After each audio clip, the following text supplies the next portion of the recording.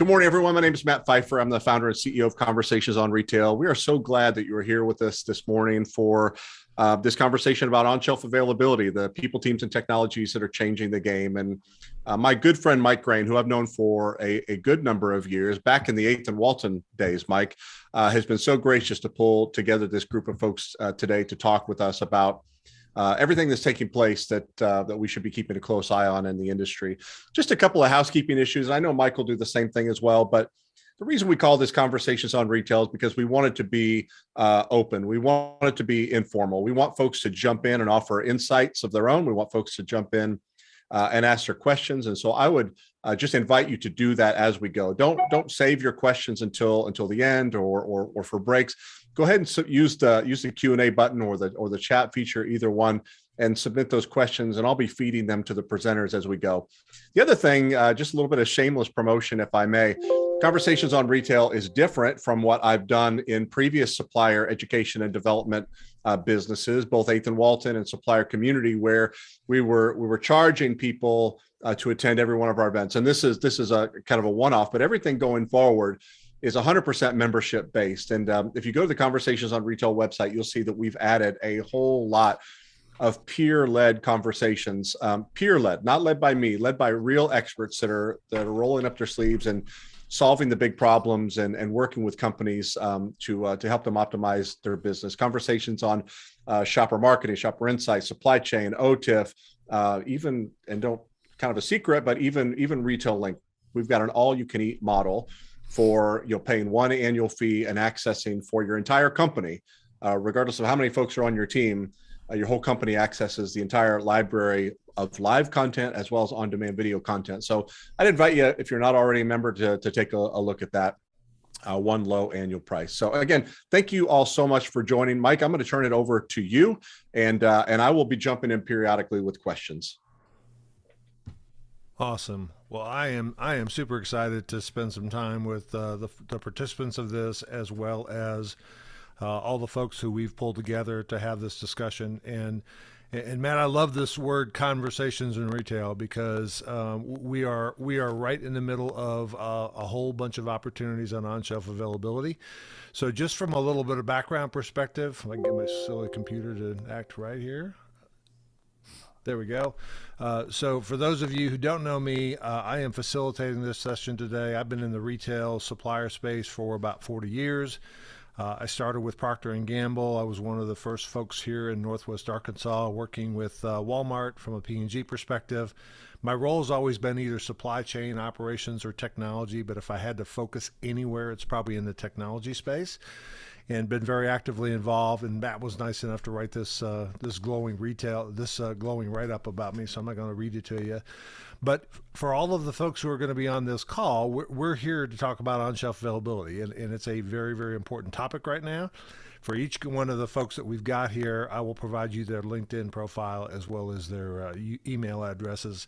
And Matt, I think as part of this, if the folks want this, we could certainly provide a soft copy of these particular slides as we go through after this is all over with, if that's okay. Absolutely. Okay, so what are we going to talk about? We got a bunch of different folks here. The first is we're just going to talk about on-shelf availability as an overview. What is it? How do you measure it? Why is it important? Some of those kind of things. And I'm going to probably take the first hour or so to kind of go through this. And then Justin Patton, who is with Auburn University. He's the director of the RFID lab. He will be walking us through the concept of on-hand accuracy. And if you don't know what that is, hang on, because they'll tell you what it is and how you measure it and why it's important. We got Mr. Jack Bowler already on the line. Jack, how many years did you spend in the operations function at P&G? Probably out of a 35-year career at P&G, 20. 20. Yeah.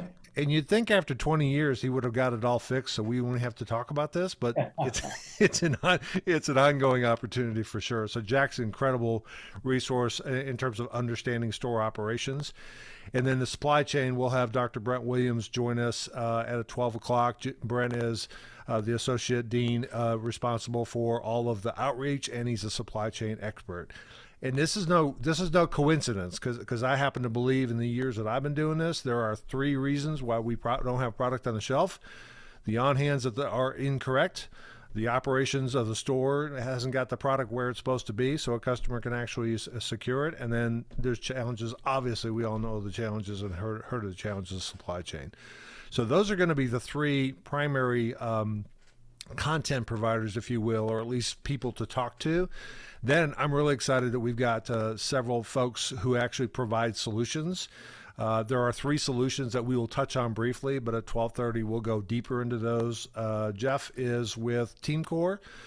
They provide an algorithm-based methodology for being able to both measure on-shelf availability and deliver alerts to either store associates or to third-party providers. We've got Mr. Dean Frew, who's the CTO of SML, and he has been in this space a long time, probably even longer than I have. But he's really an industry expert and does provide an end-to-end kind of full solution for radio frequency identification, both in the U.S. as well as international, and he'll talk about that. And then last but not least, we'll have Mr. Mark, whoops, sorry, I'm getting a text. Mark from Badger Technologies, Mark Shake from Badger Technologies, and he will be talking about shelf scanning robots, and then we'll have a wrap up. So the real pieces for me are, number one, I want this to be interactive. Matt, I would love to have anybody who has any questions can either submit it to you via chat, or if you just want to come off mute and ask the question openly, I'm okay with that. And by the way, all of the panelists, I don't want this to be just my answer. I'd love to have you guys' expertise involved as well. I would ask you to stay on mute unless you have a question or a comment, so we don't hear the doorbell ringing and the barking dogs and all that kind of stuff. If you can keep your video on, that would be great, and we will use the chat function, and Matt will kind of facilitate for that. Lastly, we're going to go till about 1 o'clock Central Time, so take a break as needed, or if we need to actually schedule breaks, we can do that. And then last but not least, I'm not going to read this to you, but we want to operate. We do have folks on here from multiple companies that are direct competitors, so we are going to follow antitrust guidelines, and let's not talk about any prices or margins or doing anything that's a competitively sensitive topic. Okay. All right. Any questions before we get started? I'm going to say that as a no. So the first thing I want to do is I want to play some things for you. One of the things that I firmly believe in is staying very, very close in touch with the folks who are on the front line. So I've got a series of 3 videos here, one from Walmart, one from Target, one from Kroger. We're going to play those videos, and I'm going to ask the participants to unmute and give us any feedback after each one about what they heard from that. So the first one is Doug McMillan, who's the CEO at Walmart. Today, more than ever, customers expect and deserve to save time. Time is a currency like money. They want an easy, enjoyable experience without friction. It has got to be fast. The historic trade-off between price and service doesn't really exist anymore.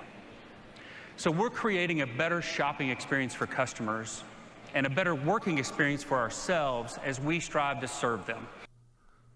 So the second one, this is the CEO of Target, Brian Cornell. Becky, I think the team just continues to deliver growth on top of growth. And I think this quarter we printed some of the best numbers in retail. To think about our comps up almost 13%. Stores continue to perform really well, up almost 10%. Our digital channel grew by almost 30% on top of 155% last year. And it was all driven by traffic. Traffic was up 13%. So we feel really good about the momentum in our business. Every one of our 5 key merchandising categories grew by double digits. So tremendous momentum in our business. And we continue to see a guest who is shopping at Target, shopping all of our categories, using both our stores and our digital channels. So we feel great about the performance. All right. We'll start with our panelists first. What did you hear from Brian? I mean, one of the things I heard is that labor is a big deal, and being able to drive efficiency with the labor force is something that's super important. It's become more important after COVID. 100%. Yeah, 100%. Mike, one of the things that I heard from Brian, and he's articulated it before, stores are the center of their world. They have a lot of capabilities in a lot of places, but it all comes down to stores. Yep. Perfect. Well, and I would add to that too. I mean, when you're talking about, he said two things: how the traffic has increased, but also the explosion of digital. So when you've got those two things coming together, that digital can have an impact on your stores. Did you absolutely, Jeff? Did you catch their percentage of sales? So their comp sales, which is their year-on-year sales, was 13%. Did anybody catch what their digital sales were? Their year-on-year increase? Was it 30? 30%. Yeah. And the year before was 155%. Yeah. All right. So the importance of leveraging those assets in their stores and their fulfillment centers to meet customer needs wherever they are. All right. Yep. Last one. Rodney, I'm really interested in the automated fulfillment center, which I know you partnered with British company Ocado to deliver initially. And whether we're yet at a stage for grocery deliveries where it's in fact going to improve margins because you've got the right technology and you've got the right scale, or whether that particular outcome is still quite a far way off. Yeah, Wilfred, the question in terms of we've opened a shed up in Groveland, Florida, and one in Monroe, Ohio will soon open up in Atlanta, Georgia. And what we've told our investors is it will take about 3 years to break even. It's the year 4 for the margins to kind of equal to what a store margin would be. So we're still a ways off. But if you look at both of those sheds, they're tracking above what our expectations are. And the thing that I'm especially proud of our teams is if you look at our net promoter scores with our customers are telling us that we're doing a great job, and our repurchase rate is higher than what's expected as well. So it's something it's one more way of solving that overall seamless and making things easy for the customer.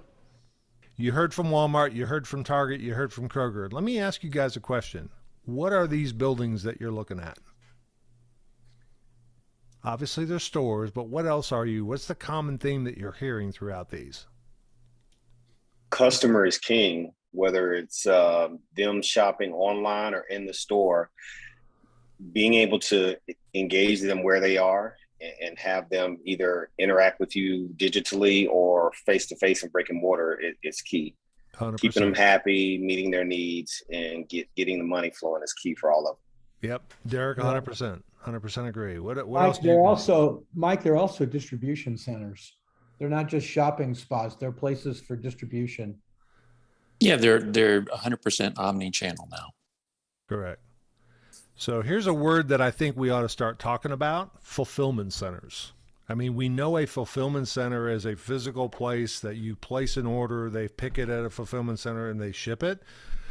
The key to this, I see anyway, and the rest of you may see some other things, but you're absolutely right. The customer wants to have their products when they want it, where they want it, in a brick and mortar environment, in a fulfillment model where you buy it online, pick it up in store, or where you buy online and deliver it to somebody's house, or with Walmart, even when you buy it online and they actually put it in your refrigerator for you at home. I mean, those are the kinds of services that are going to take over. That means that these particular buildings are no longer stores, they are actually fulfillment centers. So you've got retailers that are not only paying to put product on the shelf and to check out customers from a checkout perspective, you're also having associates or third parties pick the items off the shelf for a customer and deliver it to their home or put it in the back of their car, et cetera. So the key of that is I think these are becoming fulfillment centers. In light of that, and I've got a couple of things that I think would may be interesting of this, and this was a 2021 research by the eMarketer company. But as you start looking at this thing, look at this as, okay, by category, all the way over the right-hand side, it says the percentage of total retail sales. So in this particular case, 53% of all retail sales of computer and consumer electronics is done online somehow. That could be through a traditional, Amazon type of lot or some kind of other online fulfillment, or it can be through a buy it online and pick it up in store or have it shipped to your store, et cetera. But people are saying, well, it's 15% of the business overall, which is the total. But the key is looking at these categories: consumer electronics, 53%, apparel, 37%, toys and hobby, 45%, books and music and video, 69%, office equipment, 39%. These are big percentages of the business that is being done on an omni-channel kind of platform. Any reaction to any of that? Is that a surprise to anybody? Well, I'm not really surprised. One of the things that I found from our customers too is that a lot of folks over the past year and a half have bought online and then went back into the store thinking that they forgot something. I can't remember the exact figure, but I think it's 4 or 5 out of 10 people that buy online, pick up in store, go back in store. And I think that, as you said, the fulfillment centers of these stores, the retailers are looking at it as an opportunity to attach or increase top line for buying things that people think they don't even really need to buy or buying. So they're navigating back to another category. And that also leads me to what I'm finding from experiences, that the store traffic has been so significant that the retailers are requiring that online and the digital experience and in-store and the merchandising both jive. Before, the online experience was just very sexy. It was really nice because that's what people were buying the past couple of years. Now the online and in-store merchandising, end caps, using your packaging as a merchandising vehicle need to all jive and be consistent. I don't know if anyone else has found that, but we're finding that. Great perspective, Randy. Yeah, Mike, one of the things that I would say that we hear from a lot of the people we do work with is, for the longest time, there was an either or. I either buy in the store, I either buy online. One of the things we're trying, and it comes back to support your point about fulfillment center. We really need to know categorically how this growth online is happening, but we also need to know where are they actually sourcing this product to the shopper, because just because it's online doesn't make the store unimportant, which is the point you made a little bit ago.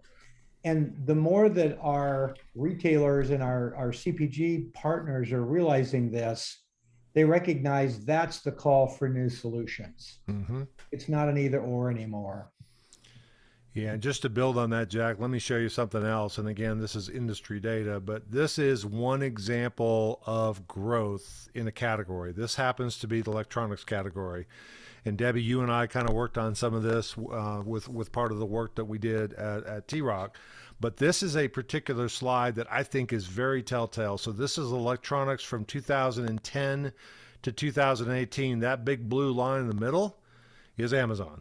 That's all Amazon, right? And again, we talked about 53% of the product is being sold online. Well, Amazon's got a big share of that. They've grown from about 6.6 billion up to 41 billion. And everybody else has grown a little bit too, but one of the things that I think is going to be a challenge for brick and mortar retail is to compete effectively with the pure play online retailers. And I think one of the ways that you do that is by knowing what you have in the store and knowing where it is located, so you could offer those assortments and that merchandise in a store to your customers within a certain distance of your stores. And I think that's key. And Dean, I know you're going to be smiling when I say this. In order to be able to offer your merchandise to your customers to come pick it up in store, you better know what you have and you better know where it is, or otherwise you're going to disappoint customers every day. Okay? So to me, this is a really important thing that we're going to walk through. And this is really what today is all about. It's about the customer that comes in and buys things off of brick and mortar, comes in and does their normal shopping. It's also the customer who frankly, exactly, I believe it was, I don't know who just mentioned that, the comment around brick and mortar and omni-channel together, but those are exactly right. We got to know what those things are. So let me kind of transition. So on-shelf availability examples, we've all seen this. And we can all really easy and go, well, COVID's been rough and we've got, it's been tough in the supply chain, et cetera. I don't think all of these particular pictures were pre-COVID or during COVID. It could have been pre-COVID, right? So we've got real challenges in getting product on the shelf, and these products are not available for the customer to buy, and they're not available for somebody who's shopping on behalf of the customer to do buy online, pick up in store. So here are some of the challenges. This is a research, and it'll be part of the soft deck that we'll send you, but retailers are missing about $1 trillion in sales because we don't have what we don't want in their stores. This one was very insightful to me. Amazon Prime members facing empty shelves are 52% more likely than consumers to take out their phones and buy it where they need online. You know what that means? That means you're using the retailer's Wi-Fi to order something from Amazon. That's not good. That's not good at all. And the last one I thought was really telling. 24% of Amazon's current retail revenue comes from customers who tried to buy the product in store first, couldn't find it, they bought it online. Okay. Any reaction to any of that? But, you know, something that from experience we found from some of our customers too is that who would have thought the past couple of years a 50 or 60% fulfillment rate to your customer would have been acceptable. And unfortunately, you know, if you didn't buy enough inventory and didn't have enough cash to buy inventory, you know, you could only supply your top 3 or 4 customers, and you couldn't even fulfill, you couldn't give them everything at 100%. So, you know, maybe some of the sales that were missing based on that trillion was, you know, if you're doing business with Walmart, Target, and Home Depot, you know, who knows who you can supply. Maybe you can only give 2/3 your inventory to Home Depot, you know, 1/3 to Walmart, and, you know, 50% to your other customer, you know, just something to think of, I guess. That's great. That's a great point, Randy. Great point. Hey, Mike, one of the things I was going to add is that the whole world has we've taken it to a new level because in the past it was, if I went to a store and it was out of stock, then I was disappointed. But it's a new level of emotional response when I've been told that I'm going to have the item there when I go to pick it up, or I've ordered it, I feel like I've been satisfied, and the reality is I've been disappointed when they tell me that they've had to cancel my order. And I think that's one of the things that we're seeing with our customers is they're trying to get rid of that elevated emotional response by their clients by not disappointing them with a canceled order. Great point. Great point. Hey, Justin Patton, are you there? I'll come back to Justin.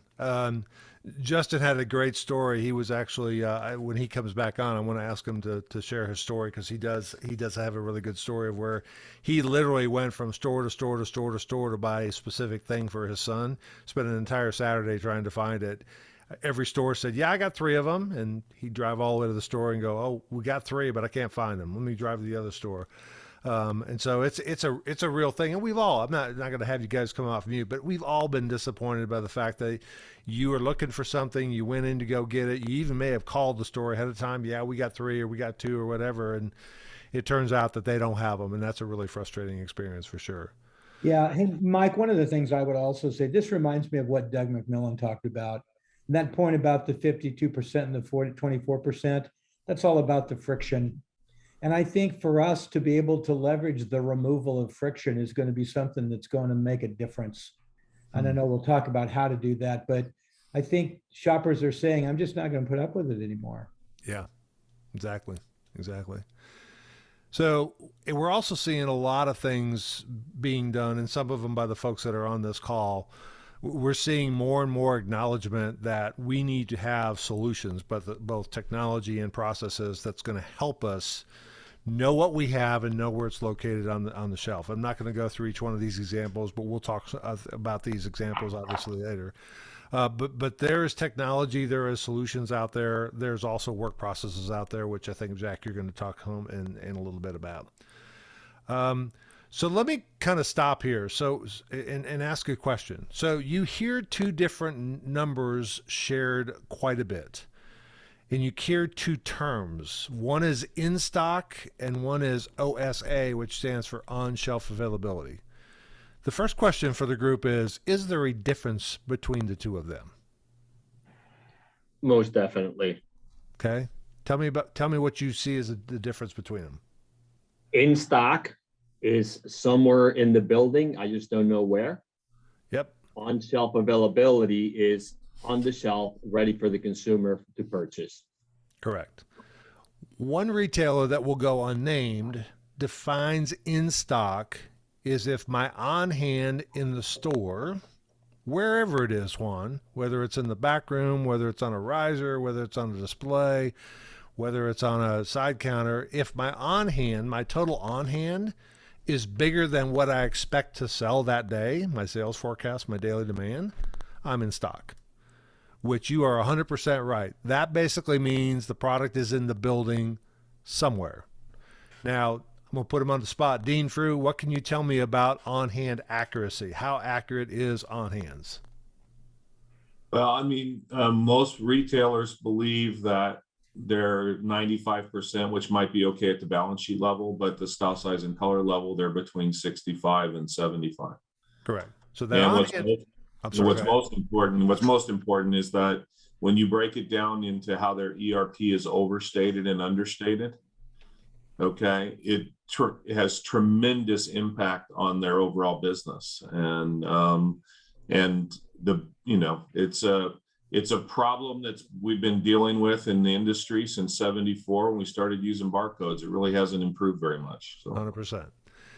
Yeah, 100%. And we're going to have Mr. Justin. Hey, Matt, could you do me a favor and make sure that Justin Patton is a panelist for me, please? Sorry, I had to step away just for a second. There's a bunch of questions that have come in as well, so I can give you those. Forgive me, I've been away probably 15 minutes, but I'll add Justin right now. Yeah, add Justin, and we'll open it up for questions in just one more second. Okay. Great. So the other one is on-shelf availability.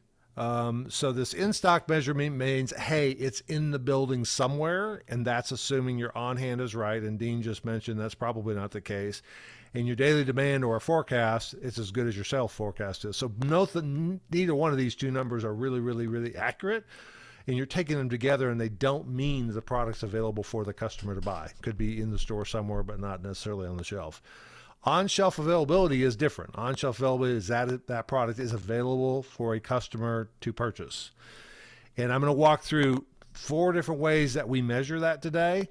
Number one is, and Jeff, I stole your slide, sorry, but one is if you especially have a high moving item, I'm going to say paper towels, bread, milk, cheese, etc. There are algorithms out there. This one happens to be from TeamCore that Jeff will talk about in a little bit, that allow you to be able to have a very good representation that says, if I'm normally selling 12 to 15 a day and all of a sudden I went to 0, that product is not available for the customer. I don't know what's going on, but it doesn't make sense. It's out of the normal factor. So algorithms play a very important role in terms of calculating whether a product's available for a customer to buy as well. The second one is, and this is a company by the name of Field Agent. There's other ones out there, etc. But it's audits. People going to the shelf, sometimes crowdsourcing, sometimes the third-party service providers do this, doesn't matter. It's basically sending people in to identify, to look at a shelf and say, yes, it's there, or no, it's not there. Third way of doing it that we've seen is robotics. There's a lot of companies that are now looking at shelf scanning robots. This one happens to be one from the Badger Corporation, which we'll hear about in a little bit. But they basically transverse down the store shelf, literally taking pictures of everything on the shelf and measuring, is it there? Is the right product there? Is it priced correctly, etc. And then last but not least, our good friends at Auburn is going to walk us through this a little bit, but RFID. Justin, I hope it's okay. I stole your video. But to show how RFID can help you very quickly and very accurately see if product is on the shelf, what the on-hands are, is it in the back room, is it on the shelf, is it available for a customer or not. Let me stop there now, Matt. You got several questions. Let's go ahead and open it up for any questions that folks might have. Yeah, Mike, I was mistaken. There's a lot of chit chat among the attendees, which is awesome, but no questions yet. No questions at this point in time. Okay. Yeah. All right. So let me ask a question. Is there any questions or any other comments? Is there any other ways that the panelists or anybody else have that you can actually measure, is the product available for a sale for a customer or not? Any other ways? And by the way, Mike, I've turned everyone can turn their microphone on and participate verbally as well. Excellent. Thank you. So this is Derek Johnson with InView. So of those 4 solutions, one of them is hardware based, and that's the Badger Robotics. it's kind of a holistic view. It's obviously taking scans across the shelf. There are other smaller hardware pieces and devices that can do similar things, meaning they can be placed on location or at a position level. Now, obviously, it's not going to be applicable for every single item on display, but if you can think about hanging merchandise, high value items, as well as things on shelves, putting a small IoT device that can detect the presence of material in front of it could allow you to also gather that data. One of the benefits is that it's small and scalable. So you may not need to scan everything in the store, but maybe your highest moving items, you can deploy that small IoT device to gather that data. Derek, that's a great point. So the way I interpret that is potentially a fixed reader, correct? Correct. Okay, good. Well, here's my perspective. I believe that all of these are really good solutions and none of them solve all the problems, right?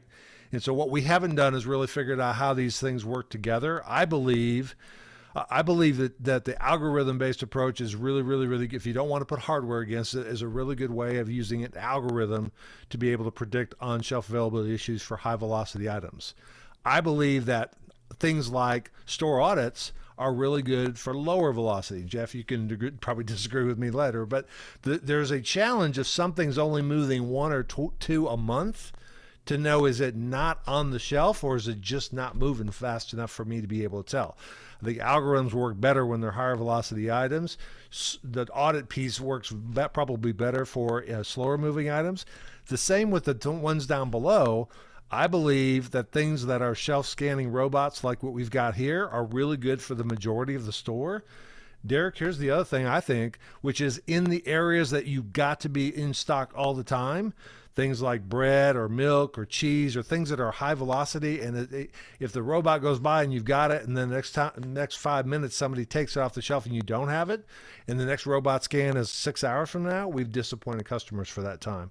And then I think RFID really works well because I don't think fixed cameras or robots, either one, do us a whole lot of work when we got a bunch of product that's looks like apparel or looks like very, very high number of SKUs that are different. That's where I think RFID plays a really important role. So I think these things will work together. I think they have to work together. I don't think there's a silver bullet of any of this. The challenge is, how do you actually measure this and how do you report back? And I think it's the important part of this.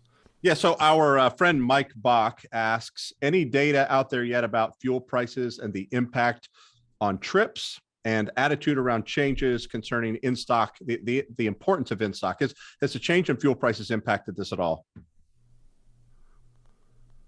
That's a great question. I don't have a good answer for that. Anybody else got a response to that one? Yeah, the only thing I would suggest is it's probably a little too early to know whether path to purchase is changing, but we've all been through rising fuel prices, and we know that it resulted in shoppers saying, you know what, I'm just not going to drive on a $5 a gallon gas to do what, Mike, you described that other person was doing on a whole day. Intuitively, I think we all know where it's going to go. I think data-wise, it's probably too early to know, but I think it's a leverage point in the pursuit of making sure stores stay in stock. I think it's a huge point. And it's the first time it's happened in years. Yep. Okay, Michael, can I have some seconds? Go right ahead. I cannot see my screen. I'm not sure if you can see my screen. I don't know why. I only see the panelist and you and nobody else. My name is Kevin. I'm from a startup. It's called Retail Digitalization. Basically, our solution is for the shelf availability is we put AI cameras on every shelf. We don't put a camera on shelf itself. We put it into the large size LCD ESL. So we shoot 3 birds at one time. First, it's large size ESL. If you can see my camera, you can see that that's a prototype. It the price change, everything automatically in larger scale. Also, there's 2 cameras built in there. One is back facing, one is front facing. The back facing camera, which will monitor the shelf inventory constantly. And the front facing camera is monitor the shoppers. So that's our solution for the physical retailers. Awesome. So that's a derivative off the fixed camera solution, right? You're just putting fixed cameras on the actual 4-foot section and shooting across the aisle, correct? Yes, Okay. front and back. So Okay, great. Thank you. Yeah. So, hey, Mike, just getting back to your question about the gas prices, there have been some research that I've been seeing that I know it's early stages, but still that based on historically what has happened and where they're starting to see the early indicators is that consumers may shift from, instead of me spending the money to go to the store, I'm going to push that to the retailer to ship it to me. So they're going to eat the cost of the gas versus me. Now, does it get passed along to the consumer at some point? Who knows? But I think you'll start to see that trend either through peaks with Amazon or with companies that will ship from, the store to your house, Yep. Okay, great. So let me walk you through one more thing that I think is pretty important, because I think there's a perspective out there that if the shelf looks like it's in good shape, that it's in good shape. So I'm gonna quiz you. So this is a shelf of shampoos and conditioners. I'm gonna pick on somebody here. Let me think. Mr. Perry, you there? Come off mute if you're there, Jim. Yes, sir. I'm here. Very good. Mr. Perry is with the Badger Corporation. So we're going to do a little bit of role play here. So I want you to, I'm going to put you on the spot. Him and I didn't talk about this ahead of time. So he can tell me later how I was not very nice to him, but that's okay. That's okay. So this is shampoos and conditioner. Your family has sent you to the store. This happens to be in a Walmart store, and they're asking you to pick up Head and Shoulders shampoo. Okay, and they've got a specific model. As you stand in front of this particular shelf, what would you say the overall in-stock or on-shelf availability looks like from your perspective? From my perspective, it looks like they're in pretty good shape. There looks to be one item that is out of stock based on what I'm seeing here. Correct. That item that right there is out of stock. Other than that, it looks pretty good, right? Right. Yeah. To the eye, that's exactly right. Let me walk you through and let's unpeel this a little bit, because you can do this with every 4-foot shelf in a store. Could be Walmart, Target, Kroger, doesn't matter. Here's what's really going on behind that you probably don't see. These particular items are missing labels. So let's just say, starting at the upper left-hand corner, if you can see my mouse, that's product number 1, that's product number 2. This is actually product number 4. So product number 3 is missing. The label is missing and the product is missing. Some suppliers will call that a devoid, a distribution void. But basically, the shelf is missing a label and it's missing the product that goes against that. So for all practical purposes versus what assortment is supposed to be there for the customer, we don't have 1 out of stocks, we have 4 out of stocks. Okay? Pricing. These particular items, while not an on-shelf availability issue, the price at the shelf and the price at the register are different. Okay? Which it creates distrust from the customer. If it was supposed to be $1.20 and I get it to the actual point of sale and it's $1.80, that aggravates me because that's a different price. And in some cases, I believe it's in the New York and New Jersey area, you will actually get fined if the difference between the actual selling price at the register and the shelf is actually different. Last one, plugged item. Jim, I know you know what that means, but what is a plugged item? Help people understand what a plugged item means. Yeah, basically, we might call that a spread, where basically you're taking a product just to make sure you don't have a hole, that you're actually just putting some product there to make it visually look much better. Perfect. So you've got a label, everything in the green box. I've got 3 green boxes on the shelf. The label is there, the product is there, but the label and the product don't match.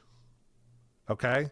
So it says strawberry flavored Head and Shoulders. I know that sounds weird, but strawberry flavored Head and Shoulders, and it's really blueberry. It's a bad example, obviously, but the wrong product is above the product. And that creates, it's also known as a spread. That will happen if I run out of stock for some reason, and I don't want to get fussed at from the store perspective. Stop. I know you know this, Jack. you will end up taking an item that should have one facing and making it two facings just to make sure you don't get fussed at because it looks like you got a hole in the shelf. Okay? Now, Jim, if I end up finding that product in the back room or it gets delivered to the store and it's supposed to go right here, and I open the box and what's in the box looks different, what am I going to do with that product that should be on the shelf? You know, I would think that you're not going to put it out there. I mean, you might visually think you still have a product out on the shelf. 100%. Just a guess. 100%. Right? 100% right. So you are, you know, and Jack will talk about this later. You're taking the people who are basically stocking shelves, and when they open up the shelf and they look for the product and they can't see it anywhere, they go, well, I guess it doesn't fit, and they go bring it back in the back room. So you're basically creating an environment where not only do you not have a product and you have a plug, so you've got an incorrect price, but the next time somebody comes to actually stock that product, they're going to have a problem. Now, the future is, and I'm glad the person who's doing the electronic shelf label and fixed readers or fixed cameras is on, because I think that's the future. If we come to a place where we actually have electronic shelf labels, we can scan the product when we open the box, and the shelf label can actually blink saying, it's supposed to go there and there's something else there. I can fix that. But today, it looks to me like it's not a problem. All right. So, Michael? Yes. I'm sorry. Can I add a few words here? Sure. Actually, we're going to implement another system which is similar to GPS. As you're driving a vehicle, go to some places, it's GPS, right? But we're going to do the 3D PS. It's called 3D position system. Basically, we know where the item at in the store.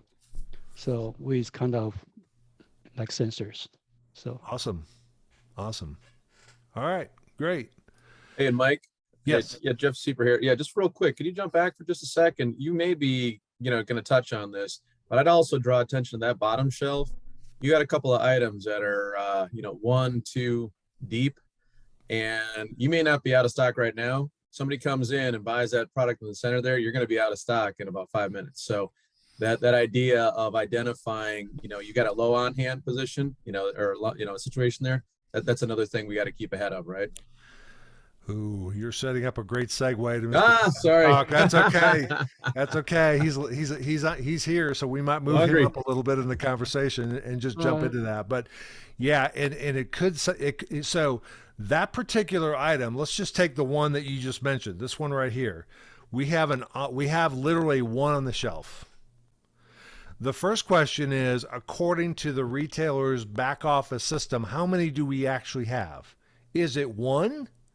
If so, the on-hand is accurate and the replenishment system hasn't caught up. Or, Jack, that product is in the back room somewhere. It's not on the sales floor. Or we have a supply chain issue with that product, etc. You just hit, Jeff, the actual 3 reasons why product, in my opinion, I simplify all this stuff as much as I can. There are 3 reasons. You got to be able to measure the on-shelf availability first, and we already talked about mechanisms to do that. But now that I know that it's an issue, there's one of 3 reasons why it's an issue. Number 1, the on-hand is wrong. And we're going to talk about that one in a second. Number 2, Jack, store operations hasn't delivered the product from the back of the store to the sales floor and put it on the shelf where it belongs, which is a store operations function. We'll spend some time talking about that. And then thirdly, the product is not in the building anywhere. It's in the supply chain, or it's not in the supply chain, right? And we'll spend some time talking with Brent Williams about supply chain. But Jeff, you're exactly right. These may not be problems right now, but they're getting ready to be problems very, very near future. Right. Great point. Great point. All right. Justin, are you on the line? Justin, I'm here. There we go. There we go. So before we get into this, I want you, I kind of picked on you before you were actually on the call. Would you be willing to tell the group of your son, and was it a Lego set that you were trying to find, and your experience going to try and find product in a store, couldn't find it, where to get it, all that kind of stuff? Tell that story if you wouldn't mind. Yeah, this is a good example, I think, of learning how to game the system a little bit. So my son wanted a Harry Potter Lego set. It's actually a bathroom from Hogwarts, so they literally make everything. So we looked at the local store that said it had on hand, said they had one in stock. We go down to the store, we go in the Lego section. It's total chaos in there. Like everything's all messed up. The sets are all mixed up. They're not together, whatever. So there's that decision you always make when you see a messed up section of a store is like, how much time am I going to spend looking through all this stuff before we give up here? So I spent about 5-10 minutes going through there and trying to figure out where it was, if it was hidden behind something, whatever it may be. And finally I said, you know what? I know I can BOPUS this thing, and I've got a shop for some other stuff anyway. So I'm just going to try to BOPUS this and then go do the rest of my shopping. And then hopefully somebody will go over there and find and pick this thing, and then I can just get it before I go. I know it's a little bit of a time window squeeze, and they're probably not going to happen that fast, but I was like, I'm curious how this BOPUS system is going to work anyway, because I'm going to be down here and I can actually see if somebody goes over that aisle. So I tried it. And then I did get a notification, and I did see somebody heading that way about 10 minutes later. And then I got a notification about 30 minutes that, hey, you know what? We don't have this thing in stock. Sorry, order canceled. Now, pretty sure that was what was going to happen, but I just wanted to see how this was all going to work out together. And I think we're seeing more and more of that kind of happen as consumers learn how to use some of these apps and things while they're in the store. Real live example. But you got him his Lego thing, right? Yeah, we got it later. It only took 6 hours, right? It was an investment of quality time between you and your son. Hey, man, we couldn't take away the Harry Potter bathroom, but it's all good now. All right. Well, let's look through an example of that. I'm going to have Justin talk here in a second, but I've got, as I mentioned before, I think there's 3 major reasons why there's stuff that's not on the shelf. And again, we already talked about the way to measure that, but if the things are on the shelf, great. If they're not on the shelf, why not? And I think there's 3 basic reasons. Number 1, the first one we're going to talk about is store on-hand accuracy. And we're going to ask Justin to kind of walk through this. Before I have him talk, let me give you a couple of examples. And I know, Debbie, you've seen this about 50 times, but I think it's important. I've got 2 websites. This one happens to be Target. This one happens to be Walmart. Target, come on, Walmart. So my question is, I need a volunteer. Juan Rodriguez, are you on the line? Yes, I am. Perfect. My mute button. I'm gonna put you on the spot here. All right.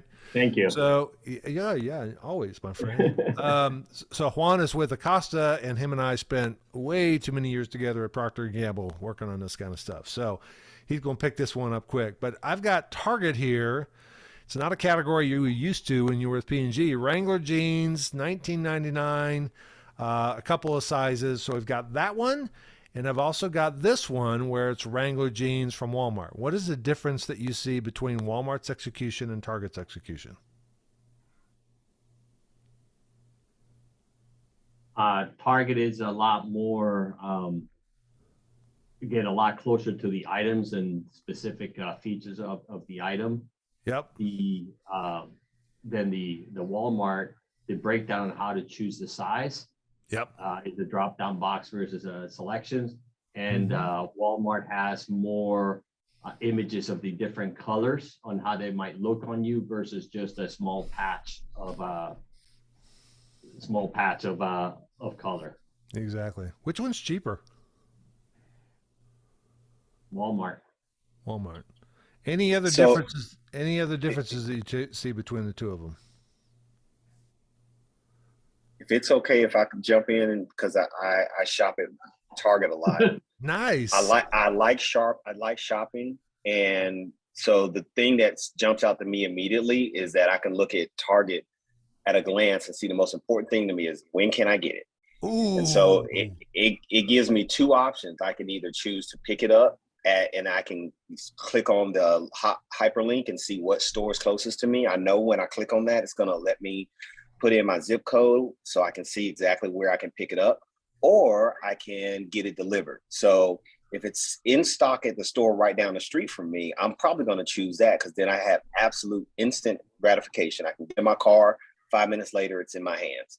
So though that little block of information right there is super important to me, Walmart doesn't give me that. So then it's either kind of in stock or it's not in stock. So if I select one of those sizes, maybe then it tells me whether it's in stock or not. But I like the fact that I can look at the whole thing. I don't care about dropping down to get my size. That's easy. I get my size. I want to know, when can I get it, now or later, and where can I pick it up? Derek, Hey, Derek, Derek. you nailed it. Go ahead, Justin. Question for Derek on that. Derek, Sure. when you see, like on Target, when it says there's 3 left, if it said 1 left, would that give you the impression that you need to go get it, or would that give you the impression that maybe they don't actually have it? Like, which way would you look at that? The former. I would assume that there's actually 1 left. And again, guys, I'm a kind of stylish guy, so I do a lot of clothes, a lot of shopping, and I do a lot of shopping online. And I see 1 left, I will sometimes test it. If it's something I don't truly want, but maybe want, I'll check and see tomorrow if it's truly just 1 left. I have seen that 1 left go to out of stock or sold out. So in my experience, I would take that as a factual on-hand notification. I mean, I only got 3 left, so you better get it, or it's going to be gone in a little bit. Derek, you nailed it. You nailed it. There's a lot of things different between Walmart and Target on this particular site. It's the difference of size, it's the difference of colors, it's the price, etc. The thing that stands out to me more than anything else is in this execution at Walmart, I order it, I add it to my cart, and in a couple days, 2 or 3 days, it'll show up in my house. Okay? They are not sourcing and leveraging their actual assets in their building. And Justin's going to talk a little bit of why they are doing that here in a little bit. For whatever reason, Target has enough confidence in their own hands to say, I only have 3 left. And by the way, when I went to this site, it was late in the afternoon. It was like 5:30 or 6 o'clock in the evening. So it said pick up tomorrow. But if I would have done this earlier in the day, it would say pick up now. You can come pick it up right now if you want to, right? The difference between them is I can literally go and get it right now, and I have enough confidence, just like Justin's Lego example, have enough confidence to expose those on hands to customers and be able to allow them to be able to go pick up the product. So we're now going to walk through why Target can do that, and in the old world, Walmart could not do that because it's something called on-hand accuracy. That's the best segue I can give you, Justin. You want to take it away from here? Sure, man. So on-hand accuracy is one of those tricky terms where I think everybody thinks that they understand it, and I think for the most part they do. It's just that everybody understands it in their very own special way. So it's a lot of times when you sit down and you start talking about inventory accuracy, you'll find out real quickly that you're not having the same conversation as the other 2 or 3 people in the room. Not because anybody's wrong, it's just because everybody tends to look at the problem a little bit differently. And you can reframe that problem and go from a success with your customers to something that can be a little bit challenging for your customers. So, the genes that you just talked about, one example that we know, and we talked about this publicly a few years ago, is Levi's with their own store. Because one of the things that they were doing is exposing inventory to customers for online sales versus walk-in. And this was with their corporate store where they did some inventory accuracy systems in there for RFID. And one of the things they found real quickly is that they were putting a safety margin on all of their inventory levels because they didn't trust their inventory, right? So they would say, okay, we're not going to show a customer that it's in stock unless we show that we have 2 or more in our store system, because we don't want to disappoint them if we're wrong. Well, the problem there is that over 60% of their SKUs had a max shelf cap of 2. Well, even if you're perfectly in stock, you're never going to expose that inventory. So you're hiding 60% of your inventory, even if everything's perfect, right? So from a customer perspective, or Derek, if you're looking online or whatever, trying to figure out if you're going to go down there and get these jeans or not, it looks like they don't have any, when actually they do, hopefully. And that's a little bit of hiding inventory from your customers.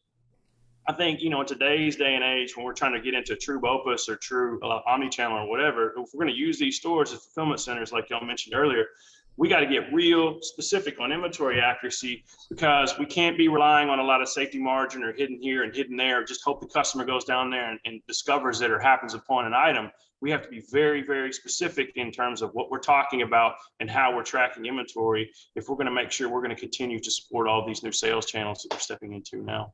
So that's I think a key point. What we're about to go into with Mike here is trying to get to the last, little bit of inventory accuracy. The world of quantity level accounting with pushing huge amounts of inventory to stores and expecting customers to go down there as a herd and pick it all up and take it out, that day is over. So now it's time to get very specific about what's going on at a SKU level for all of our items in the store, and that's where inventory accuracy kicks in. So Mike, you want me to keep going on this too? You ready to go through the examples that we had? Yes, sir. All right, let's go through those. I think this gets you a double click into a lot of very important detail that probably you don't spend a lot of time in, but what he's going to walk you through is on-hand accuracy and exactly what the implications are if it's off.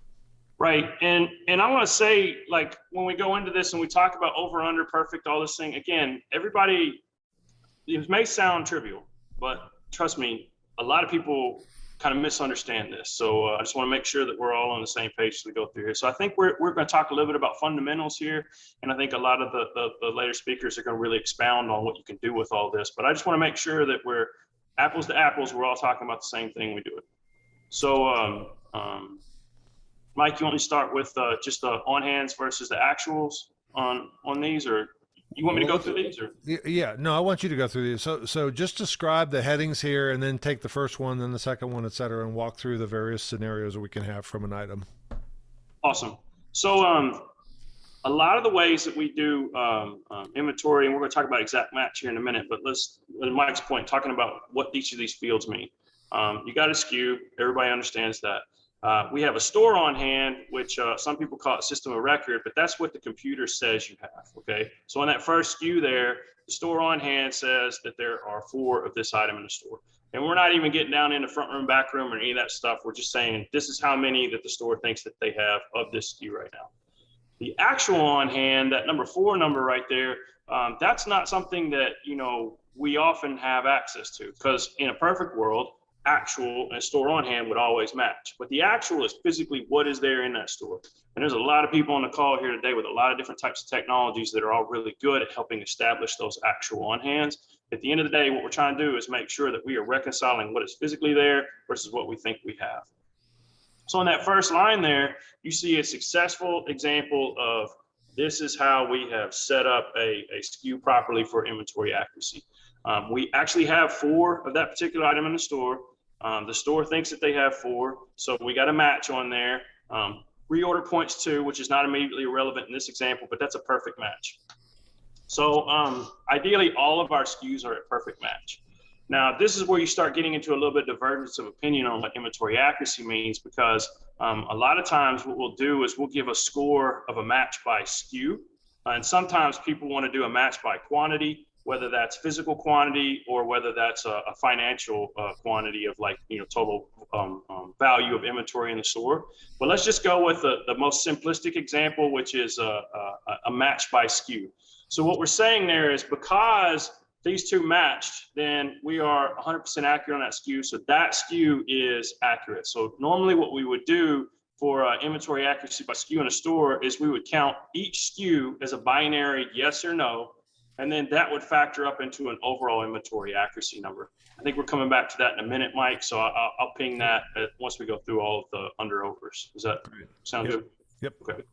So second example here, under-over, I still get these backwards sometimes, but essentially what we're saying is in this second example, we actually have 4 of this particular unit, but the store on hand says 3. Our system of record thinks that we only have 3 in there. So we physically have more of this item than we think we do. This is a scenario that's called understated. Now, understated is a less common scenario. It's because it's like the reverse of shrink almost in a way. It's typically somehow you counted down your inventory or you decremented your inventory when you actually have inventory there. What this does from a consumer perspective is it's for an in-store consumer, understated is generally not a problem because it means that there's more of that stuff there in the store than, you know, the consumer was expecting. So, you know, it's easier to find, hopefully. Where understated gets to be an issue is if you're trying to break down inventory location by front room, back room. So if you, to Mike's OSA example earlier, if you're understated and you think that you, so sorry, I'm getting these backwards in my head too. Apologizing, pause right there. To Mike's OSA example earlier, we may have extra inventory that we don't actually know about in a particular location. So we may not be out of stock on the shelf when the system thinks we are, which may trigger some unnecessary events or something. But a consumer, it doesn't matter so much. Now for an online shopper, a BOPA shopper, that's going to hide inventory from them. So in that world, it's going to say, hey, there's only 3 in there when there may be 4, or maybe they wanted to buy 4. Or maybe when we get down into safety margin levels, then it starts cutting off the visibility to that item in a store, which may keep them out there and it may cost us a sale. So that's understated, less common usually. Overstated is the reverse of that. That's when our store on hands are greater than our actual. And this is the much more common scenario.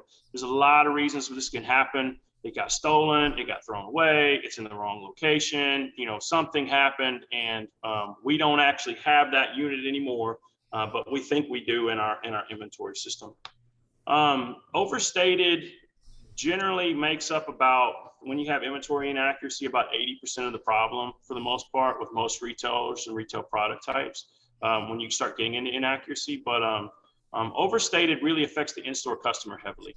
That's when you start really getting into OSA problems, because if the store thinks that they have 3 and they're on shelf, but they're not, you know, then a customer doesn't see that, even though the system may think it's out there for the customer to pick up and take with them.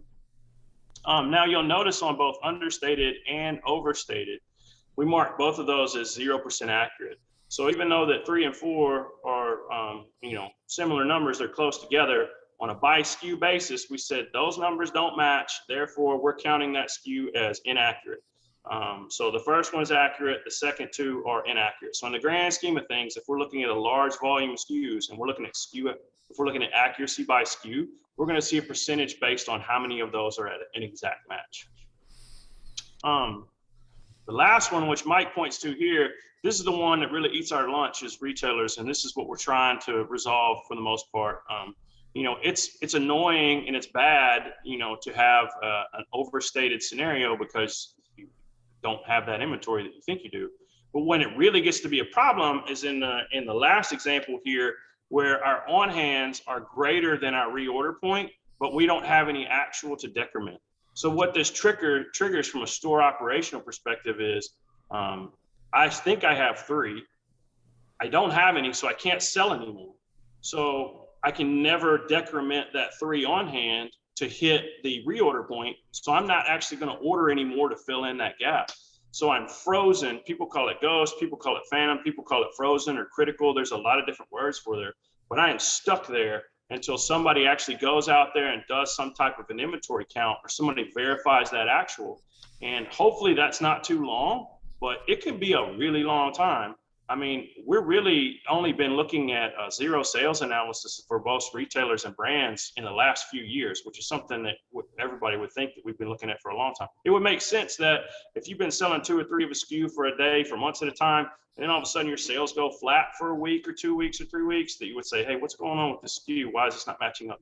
But generally, inventory management systems are not that complex yet. So we get hung up in these critical or ghost inventory systems more often than we would like. And most folks, whenever they start implementing any type of inventory control, that's the first point of attack. And that's the first place you start getting immediate value, and you start priming the pump and increasing those sales through there and churning those items that they're stuck in that critical mode. So perfect, under, over, critical. Those are the terms that we use pretty regularly whenever we're talking about inventory accuracy in the retail stores. Yeah, Justin, let me interrupt you real quick. Jeff, you still on? Jeff made a comment before when we were looking at this picture right here that this Selsun Blue at the end, this is a really good example. It has 1 bottle at the end. That's how many we actually have on the shelf, the physical number on the shelf. If we look at Justin's little map here, this could be this 3rd item here. It says we have 3, we only have 1. Now think about that. If we sell that 1, how many are we going to reorder? How many will we reorder if the reorder point is 2? None, because you don't think that you've hit the reorder point. 100%. So you wouldn't reorder. 100%. So both of these are, in this case, both of these are potentially critical. And the last one, I don't have any product, so I'm not going to sell any, right? I got none to sell. I have none to reorder because I think I have 3. The reorder point is 2. So when it hits down to the 2 level, I kick another order back. The one right above it is probably that good sell some blue example, which is it says I have 1, but the reality is I sell that one. Or it says I have 3, I sell that 1. I'm back in the same situation. I'm now created a critical overstock. This happens much more than we would like to admit it, right, Justin? Yeah. And One of the other things I was going to share, Justin, I'd be curious to see your and Mike's point of view. We're finding out that a lot of retailers are taking their reorder points down for any number of reasons. So I love this chart because it not only shows the math between on hand and actual, but the reorder point is really that trigger that we all know about. So in a shrink world, we know retailers are getting some of these high shrink, low velocity items down to 1 reorder point because they think that's going to protect them. So you take that third line down to 1 because they choose to do that. You've exacerbated the problem even more, haven't you? You talking about for the reorder point, taking the reorder point down? Yeah. So let's say that the retailer says, I'm going to take my reorder point on the third item down to 1 because it's a high shrink product as opposed to being at 2. And I've got 3 and 1.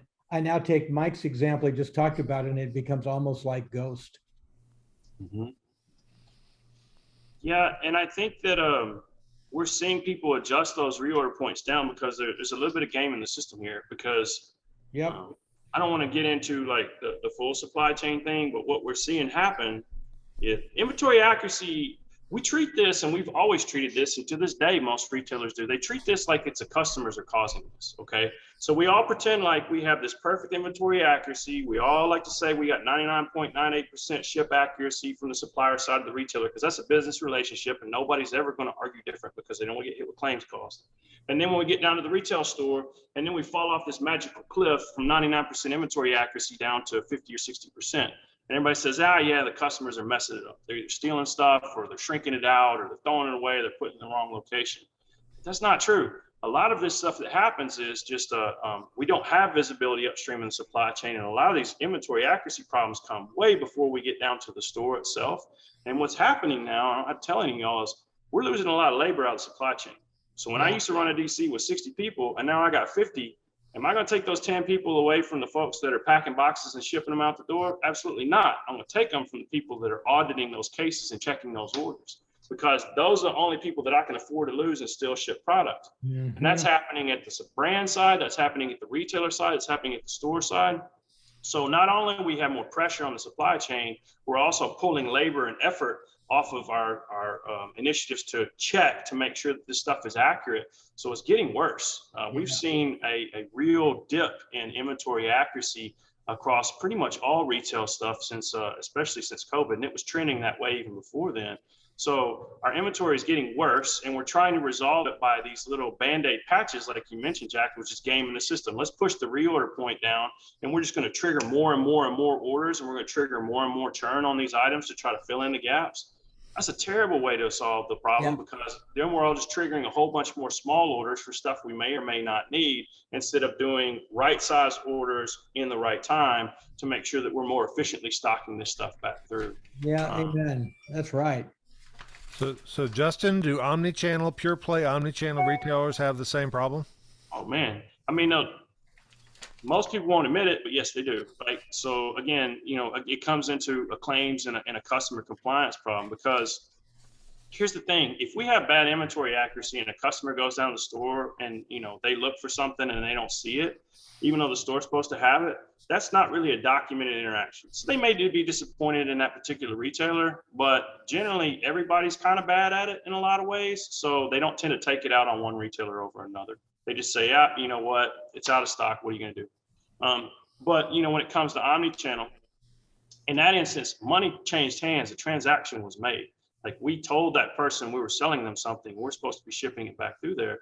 So as a customer, I feel like you've broken my trust, because I ordered this, I paid it for it, I purchased it, but you don't have it. So A, I got to get my money back. I went through a whole transaction I had to do. And B, I kind of feel like you lied to me. Now, it's the same type scenario, whether it may be somebody picking off a store shelf and shipping it to it versus me going in there and doing it self in terms of inventory accuracy. But in terms of customer impact, it's much greater, right? It's much more disappointing, I think, from a customer perspective. So this happens a lot. The same levels of inventory accuracy, and even in the DCs, we see more and more mispicks. Well, I've seen people that are doing fulfillment operations that say, I don't understand how we're getting all these customer cancellations because our inventory accuracy is 99%. So this is impossible. It ain't 99%. It's just that's what you've been telling yourselves all this time. Yep. So, Yep. Inventory accuracy, and I apologize, Mike, if I'm getting on a roll and going. You're good. Yeah, you're good. But inventory accuracy. This is why it's called Conversations on Retail. Well, we've lived it for so long, and I know a lot of y'all are on the phone feel the pain with me. You know, Dean, we've lived this thing for many years, and you'll go to a retailer and you'll go out to the store and you'll look at it and you say, okay, your inventory accuracy by Skew is 50, 60, 65%. Generally around in retail apparel, it's around 60%. I don't even know why it's always 60. It's weird, but it always kind of falls in about that same range for apparel retail. And you ask them, you say, what do you think your inventory accuracy is in the store? It's like, oh, it's 94%. And then you're like, all right, because you got to acknowledge you got a problem before you're going to work on it, right? So they create all of these games and systems to, make it look like the percentage is higher than it is, because nobody wants to go tell their boss that they have a low percentage number.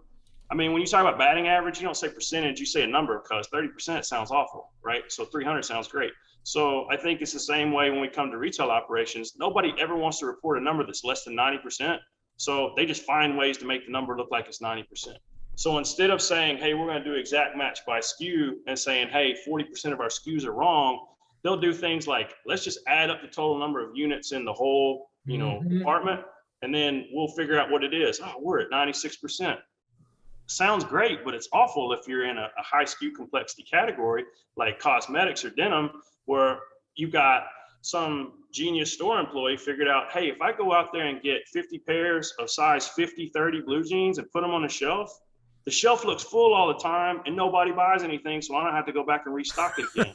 Meanwhile, you just wiped out all the rest of your SKUs in that category, right? So I think that there's a lot of problems like that get hidden because of that by SKU inventory accuracy match. So in the old days, and old days wasn't that long ago, really until about 2012 or 13, every retailer would just be a knockdown battle to convince them that their inventory accuracy was not 90 to 95%.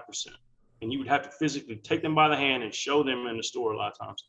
I think now retailers are starting to realize that. They tend to get that out of the gate.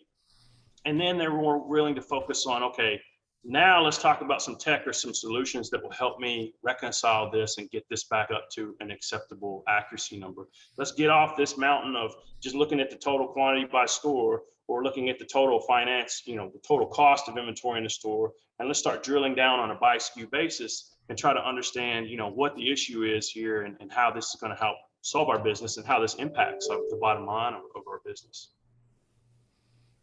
I've seen categories recently where we have exact match inventory accuracy in the 20 to 30% range. And I'll look at the quantity level on that store and it'll show 90% or so. And you're like, man, I saw one that was like 97% is what they thought they had because they had a huge quantity of stuff in there. Meanwhile, they're sitting on empty shelves for 6 months at a time because the stuff is either in the back room somewhere and hadn't got counted in. There's a lot of different reasons for that, but they don't have a good handle on how their inventory accuracy matches are going through. Hey, Neil DeLette, are you on the line? Can you come off mute for a second? Yes, I am. Awesome. I'm gonna put you on the spot, man. We didn't plan this one, but I think this is really important. Neil and I work together at P&G. He's one of the smartest people that I know in supply chain from a practical perspective. And I want to ask you a real simple question. If you had to tell me, I am a store, I'm sitting here at a store, and what are the things that I need to know when I decide that I need more product upstream in the supply chain? Let's just call it a distribution center. So these examples right here, this 32 by 30 jean, what do I need to know? What factors go into when do I actually create an order to go get product from a DC and ship it to me? You need to know Well, the order point's kind of an equation that's based on what's your frequency of order, what's the lead time, what's the safety stock level, what's the forecast for that. And let me stop you there for a second. How accurate do you think the lead time is on these items from I order today, in 2 days or 1 day I get that product? Is that pretty accurate? Well, it's a set factor that's typically in systems. Right. If that changes over time, if in reality it changes over time, a lot of times the computer systems aren't updated, so there can be a mismatch. But in general, if I order today, how long before I get it is a pretty accurate measurement. Would you agree with that? It's fairly accurate. Yep. Okay, so what are the other factors? Okay, so how long, if I order today, how long before I get it? That's a factor, and that's pretty accurate. What are the other factors? I can think of a couple more factors. I don't want to go into all the details, but there's two other high level. A couple of them are safety stock and forecast are two that I always look at. Okay, all right, cool. And safety stock would be part of the reorder point, which is when it comes down to this level, hit it. It does. The other one is this one. How many do I have? Right? Yeah. Yeah. Well, that's the key driver. Exactly. Inventory accuracy at retail, 50 to 60. Dean, I think yours numbers were a little bit better than that, 60 to 70. I think you had mentioned. Well, ours though, I was talking about the item level. So basically stock size and color level. SKUs, to Justin's point, SKUs are always lower, which means how many SKUs do you have that are perfect? Right. Items are, I could have a SKU that's off by 2 items out of 10, and I'm only showing a 20% inaccuracy. So yeah, but bottom line is stuff's messed up. Yep. So inventory accuracy is a number that goes into when do I reorder? How many do I have? Reorder point, which is how long before I get it. It's factored in the lead time, is pretty accurate. What's the only other thing, Neil, that is really important to know in terms of when do I need to actually order the product? Trying to think. Velocity of the sale. Is that how much do I think I'm going to sell? Exactly. Sales forecast. Right. And what can you tell me about sales forecast from 0% to 100%? How accurate is that? Obviously, it depends, but yeah, it depends. But it's not. It can vary widely, especially. As they were talking about ghost inventory, when you go for a period of time where you have no sales, it drags down your forecast.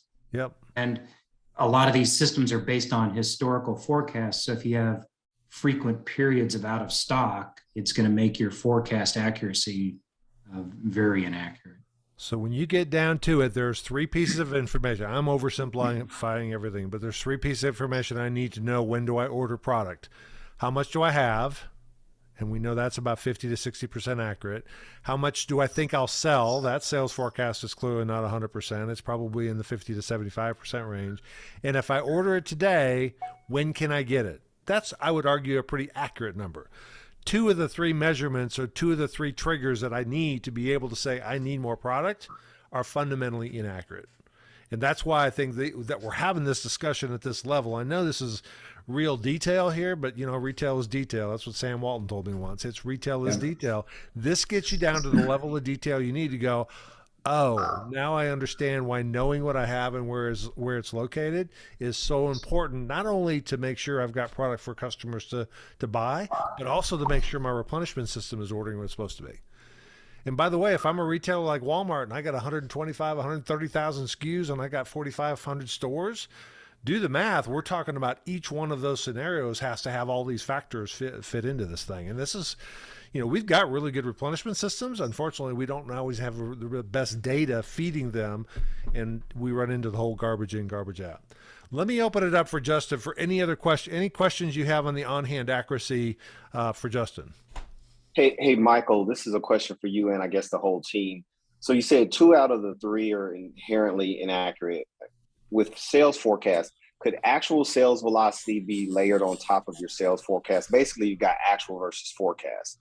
And because it's actual, it's actually the sales velocity. And I'm not sure if retailers do it by the SKU level, but knowing the sales velocity at least gives you a real number rather than an educated guess in the forecast. So could you then start setting your reorder points on the lead time, which is accurate, your actual sales velocity, which is a little bit more accurate than your forecast, And then obviously the gotcha is how much you have, which could be more accurate with the right solutions in place.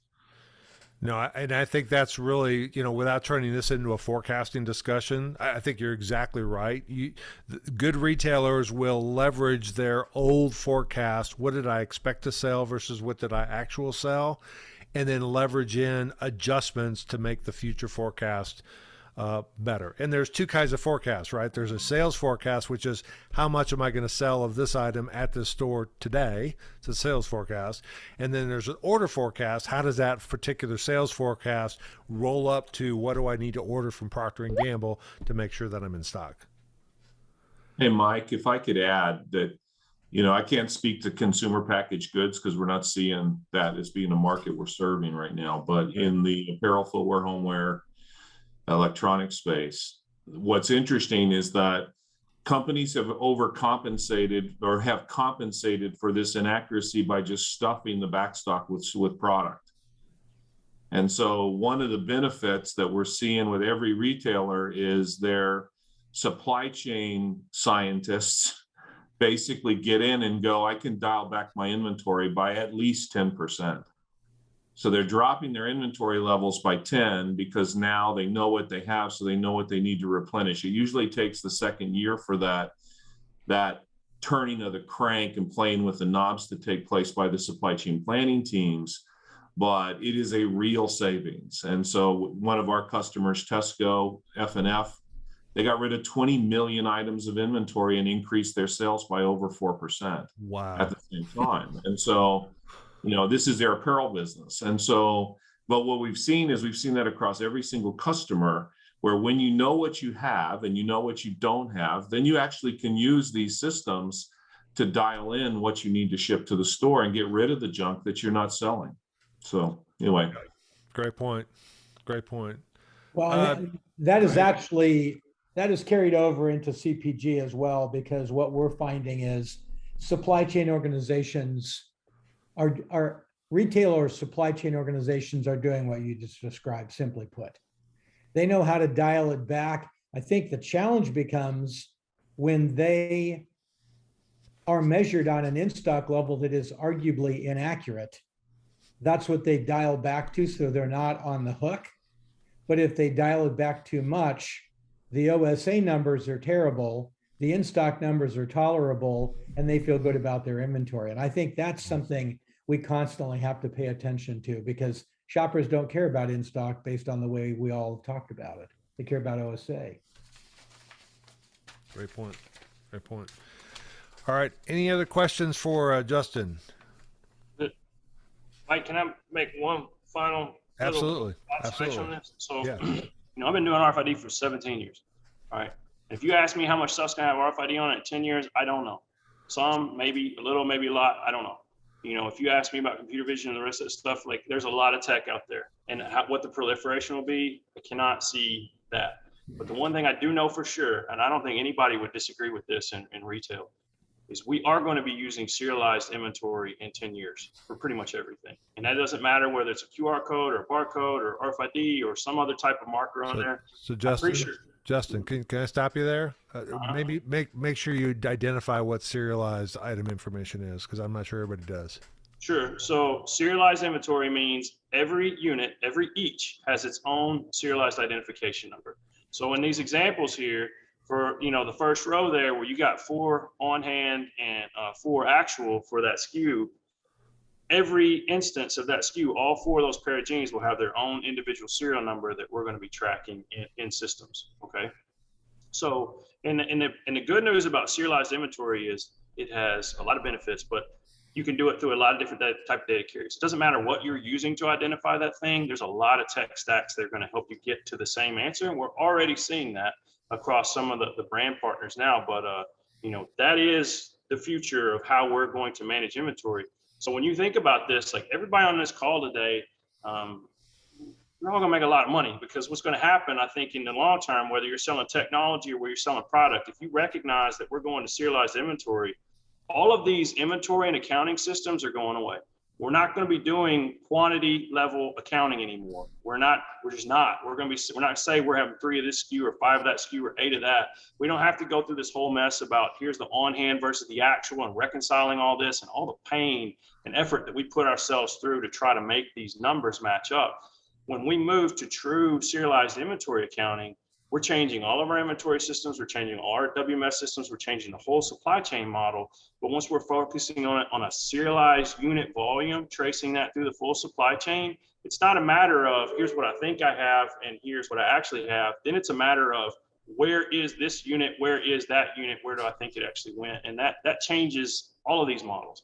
And it's really going to have a significant impact. And I think what Dean and Jack and others have talked about is in terms of the early impacts of being able to right size or reduce the amount of inventory stuff you're shipping through there to get the right amount.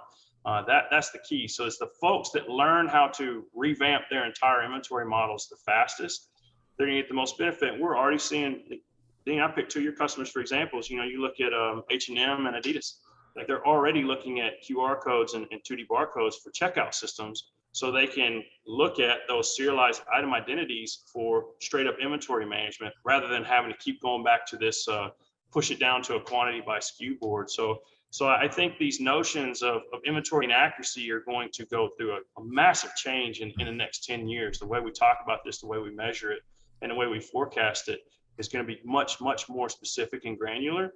And we're going to take a lot of this, ambiguity out of the whole process. Derek, are you still online? Derek Johnson? Yeah, I'm here. All right. So you're a Target shopper, right? Yes. Okay. I'm going to ask you a question here, and I think this helps exemplify exactly what Justin's talking about. Let's take this first item that we see here, and instead of being jeans, let's say it's your television set, an LG television set, okay? Let's say it's 100% accurate.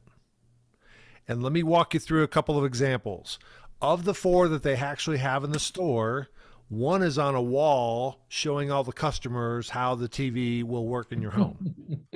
1 is somebody said, hey, this is a really great DVD. I'm going to take a TV out of the box and set it up on the display to show the brand new Batman movie kind of running on a loop. So that's unavailable. And 1 of them, a customer just returned the TV unopened, but it's sitting back in claims. We have to make sure it works before we put it back on the shelf. So I've got 1 on the wall, 1 on display, 1 in claims. How many of those TVs are actually available for you to buy if you want to pick up a TV from the store? Just 1. Exactly. Because unless I plan on buying the display as an open box item, which they would have to indicate as such, I'm probably not going to want to do that. The one that just got returned hasn't been recounted back in the inventory. It has to be QA checked and all that good stuff. And then there's 2 in open box, 1 in claim, so it's in limbo, really. It's in between on hand and in inventory. And then there's only 1 box that's sitting in the back probably or out on display ready for me to pick up and buy. Now imagine a world where every one of those television sets has a unique license plate or VIN number or whatever, what is a serialized item. And I can say this TV is on the shelf, available to purchase. This one is on a display, or these 2 are on display, and this one's in a back room. What on hand, if you were Target, would you expose to your customer, 4 or 1? I would expose a minimum of 2. Because the one that's in claims, let's say I already know it takes approximately 2 hours from the time that thing arrived to go through claims and be ready to go back in the inventory.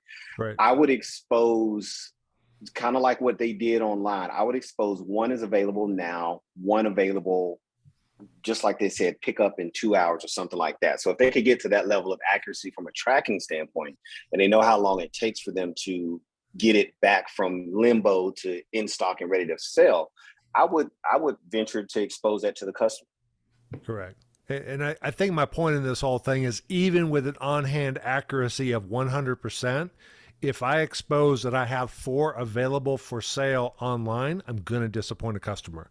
The value proposition of serialized inventory, it'll definitely play out in places that we're leveraging serialized information today, like jeans with RFID and things like that. But I think this is a game changer for the industry, starting to think about not something as a UPC with a quantity, but literally saying I have individual selling units and they all roll up to UPCs, because I can actually provide a status for each one of those to say, is it available or not? Hey, Mike, real quick, yeah. I'm just going to add that back to Justin's point, is that all of these retailers have billions of dollars invested in SKU level systems. All they know is SKU and quantity. Correct. Right. And so what we're seeing is they're basically buying an item level system fabric that sits underneath them. Okay, because they're not going to go change out all their ERPs. So basically allow the ERP to do what it does real well. Just give it better data, allow this item level system fabric to basically be the thing that helps you execute in the store. And so what's really nice is it really plays well. The item level system dumbs it down to SKU and quantity. We provide it up to the planning system. It now does what it always did. It just does it with better data. So it's a very natural transition to move to item level from 1974, where we've been using barcodes since then. So anyway, I just thought I'd add that. Great point. Great point. And by the way, the forecast, it's not about going out and buying a new forecasting system that's better than the next one. That really, it's how do you get the data right that drives, the important part of this. Justin, thank you very much, man. You nailed it. Exactly what I wanted. Jack, okay, so we have talked about on-hand accuracy is one of the key areas of opportunity from that. We want to jump into store operations, because I believe that store operations is the second part of this solution, which is what exactly is the store doing or not doing when it comes to getting product off the shelf. So I'm making some assumptions that the inventory is accurate. I'm making assumptions that there is product in the actual store. The question becomes, walk us through some of those key operations factors that say, what is it going to take to make sure that product's is available for the customer to buy? Yeah, so when I think about the store part of this, I constantly think about it from a series of the steps that they take. And I think it's incumbent, whether we are working with CPG companies or retailers or service providers, that we not only understand these step-by-step processes, which I think most of us know, but I'll overview them quickly, but that we more importantly understand what's different between Target versus Walmart versus Kroger versus Hy-Vee. Because everybody's got a different system. They got macro things that might be the same. At the end of the day, I constantly think about this from a shelf back perspective, Mike. So I start with, at the end of the day, I want it to be on the shelf. What needs to be true? Things we know. It's got to be stocked. It's got to be pulled out of the back room. They have to receive it. Accuracy and timeliness is what really is starting to come up to the surface here. So for example, if we think about those factors we just talked about, forecast accuracy, on-hand accuracy, lead time accuracy, if those things are all in play, then once that product comes into the back room, the faster that it gets to its home location, the faster the shopper is going to be satisfied or not dissatisfied. One of the things that we think about right now a lot is not just the notion of out of stock percentages, but we think about duration of out of stock. If I was a retailer today, I would want to know how long do they last, because that's my lost money. I can be fooled. It's kind of like what Justin said before, percentages can fool us. I can be at 96% in stock, but if they're lasting for 5 days instead of 2 hours, that is my loss. So when I start thinking about retail operations, I think about not only the sequence of activities, I received it, I validated the accuracy of that inventory however I can. I have a sorting practice technologically done or manually done in the back room. I get that product out to the aisle and then I get it stocked. Those are the macro steps that need to go through. Obviously, we know that those are all very, very dependent on labor. So when we start to think about what could break or where challenges happen, and we've got this reduction of either labor quantity or capability, every one of those steps in that replenishment cycle out to the shelf starts to become under siege. And we're finding it right now, Mike, because there are some retailers, we all know this, that they have an expectation that 12 hours after the truck arrives, everything is put away. Super retailers say, I want to put away within 2 hours. But the reality is those steps that the retailer is going through that we all need to be aware of as we think about our contribution to availability is that they are happening more like 24 hours or even 36 hours. And it's created a new dynamic on the role of retail labor. So for example, years ago, when we thought about, and I know we're going to talk about third party, Mike, I don't want to go too off tangent here, but as we think about third party, there were a lot of people who questioned the role of third party to augment that replenishment process to shelf.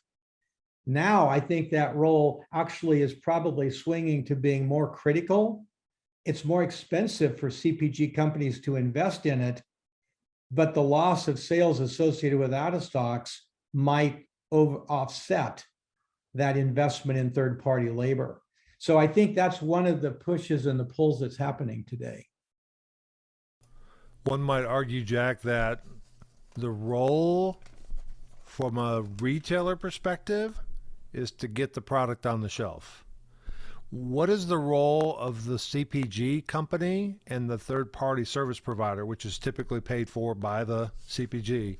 Yeah. How does that work together? Because in part of me is, are we paying to do the retailer's job for them, or help us think through that dynamic?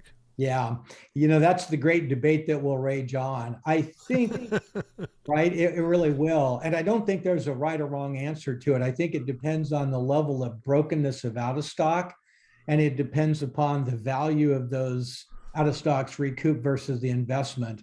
Here's what I would say that we're finding has been most critical. For the longest time, if you think about this, and this is arguable, but I don't think real arguable from my point of view, the majority of out of stocks are caused by retailers. The exception is pandemic-related supply issues, which we know was an anomaly of sorts, and it may go on for a while. But at the end of the day, when we think about the fact that over 75 or 80% of the root causes of the supply system, all the way from beginning through to the store replenishment practices, which is where we're talking about, they're retailer centric. So there's a lot of CPG companies who want to help, and the way they help is they think about, well, I guess I'll throw labor at it. So we talked about that a little bit ago. But at the end of the day, the only place where I have seen any kind of true growth, sustainable growth on availability, is when the retailer and the CPG company come together. For the longest time, there's been a lot of finger pointing. It's the retailer's fault. No, it's the CPG company's fault. All based on assumptions and things like that. But when a CPG company can come to a retailer with service providers who can either have solutions or true root cause information, we've torn the store processes apart, and here's what we see, or here's what we think could be the problem. We have a hypothesis. We want to take that hypothesis, and since it's your house we're living in called your store, we want to partner with you. We even have a roadmap. So one of the things we do a lot that's impactful, for what it's worth, is we create CPG retailer roadmaps that start to not only get at how can I cure an out of stock, which is just plug the hole, but the bigger storyline is how can I prevent it? And that starts to open up opportunities to get into on-hand accuracy, forecast accuracy, timeliness of stocking, shelf ready packaging. It comes up with a lot of different solutions. But I think the themes that I think are going to explode are going to be the CPG companies who genuinely bring root cause capability, powered by data, powered by hopefully understanding the unique retailer process. Those partnerships, that's where we're going to see CPG being able to play a role. Conversely, Mike, if we find out that a CPG company chooses to say, you know what, it's really their problem, like shrink. It's their problem, it's not my problem. I really can't bring much to the table. I would argue that there's going to continue to be unsatisfactory levels of out of stock and shrink problems. Mm-hmm. So talk about that relationship. If I'm a Procter and Gamble and I'm working with a retailer, they may be doing a good job. What is the specific role that you would have a service provider like an Acosta or a T-Rock or somebody like that actually go in and do work on behalf of your brand? What do those things look like? Yeah, I think there's three things that come to mind. The obvious one is simply augment their labor. And I think that's temporarily growing in importance, but it's not a sustainable solution if a CPG company has a budget, because every retail budget is under duress right now, just because that's the life we live in. I think the other part of it comes back to measurement, Mike, that you mentioned earlier. I'm a huge fan of at the shelf auditing picture capability done by Acosta, by field agent, and so forth, for two reasons. Number one, it's pretty hard for a retailer who may deny that they have a problem to argue with a picture. So the value of a picture is very, very key. So I think the measurement capability that a third party can provide, whether it's algorithmic, whether it's in-person and visual, I think it presents a outside perspective that the retailer probably doesn't have. And I think the third part of it that I'm very fascinated with, and Juan could talk about this probably more than others, and that is there's no reason that a third party could not also bring the diagnostics. Because at the end of the day, I tend to be a bigger fan of, let me go find out what's broken so we can make it go away or diminish the brokenness. And I think that never happens until we get into, I got to find out what the root cause is.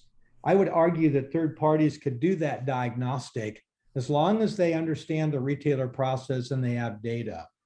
And I think that data, much like the screen you're showing right now, Mike, you nailed it.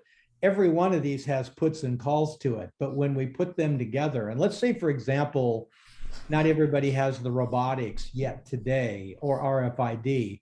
You take audited data and algorithmic data provided by third-party providers, you start to answer key business questions. So one of the things we're doing with a lot of our clients is we're getting into, rather than getting into the defensive posture of, oh, it's your problem, oh, no, it's your problem, oh, you didn't ship your stuff on time, it comes down to, do you want to get answers to these business questions? If you do, let's go get answers to them, and then they turn into becoming the source of hypotheses that turn into root cause. Like, what is my out of stock level? What days of the week am I more troubled with? Do I have a weekend problem? Are there some SKUs that are more troublesome than others or categories? How long are my out of stocks lasting? Once we get into business questions like that, that's when I find retailers come back and they say, you know what? I can't answer them on my own. I can tell you that I have an in-stock level of 97 because my supply chain people told me that.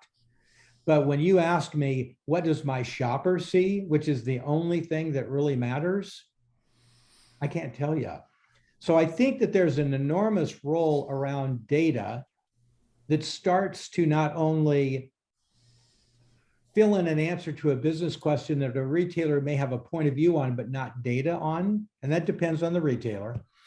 But also, it puts the third-party provider and the CPG company in a position that differentiates them than their competition.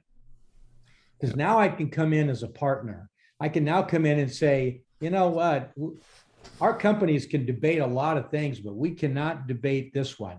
Shoppers can't be frustrated anymore.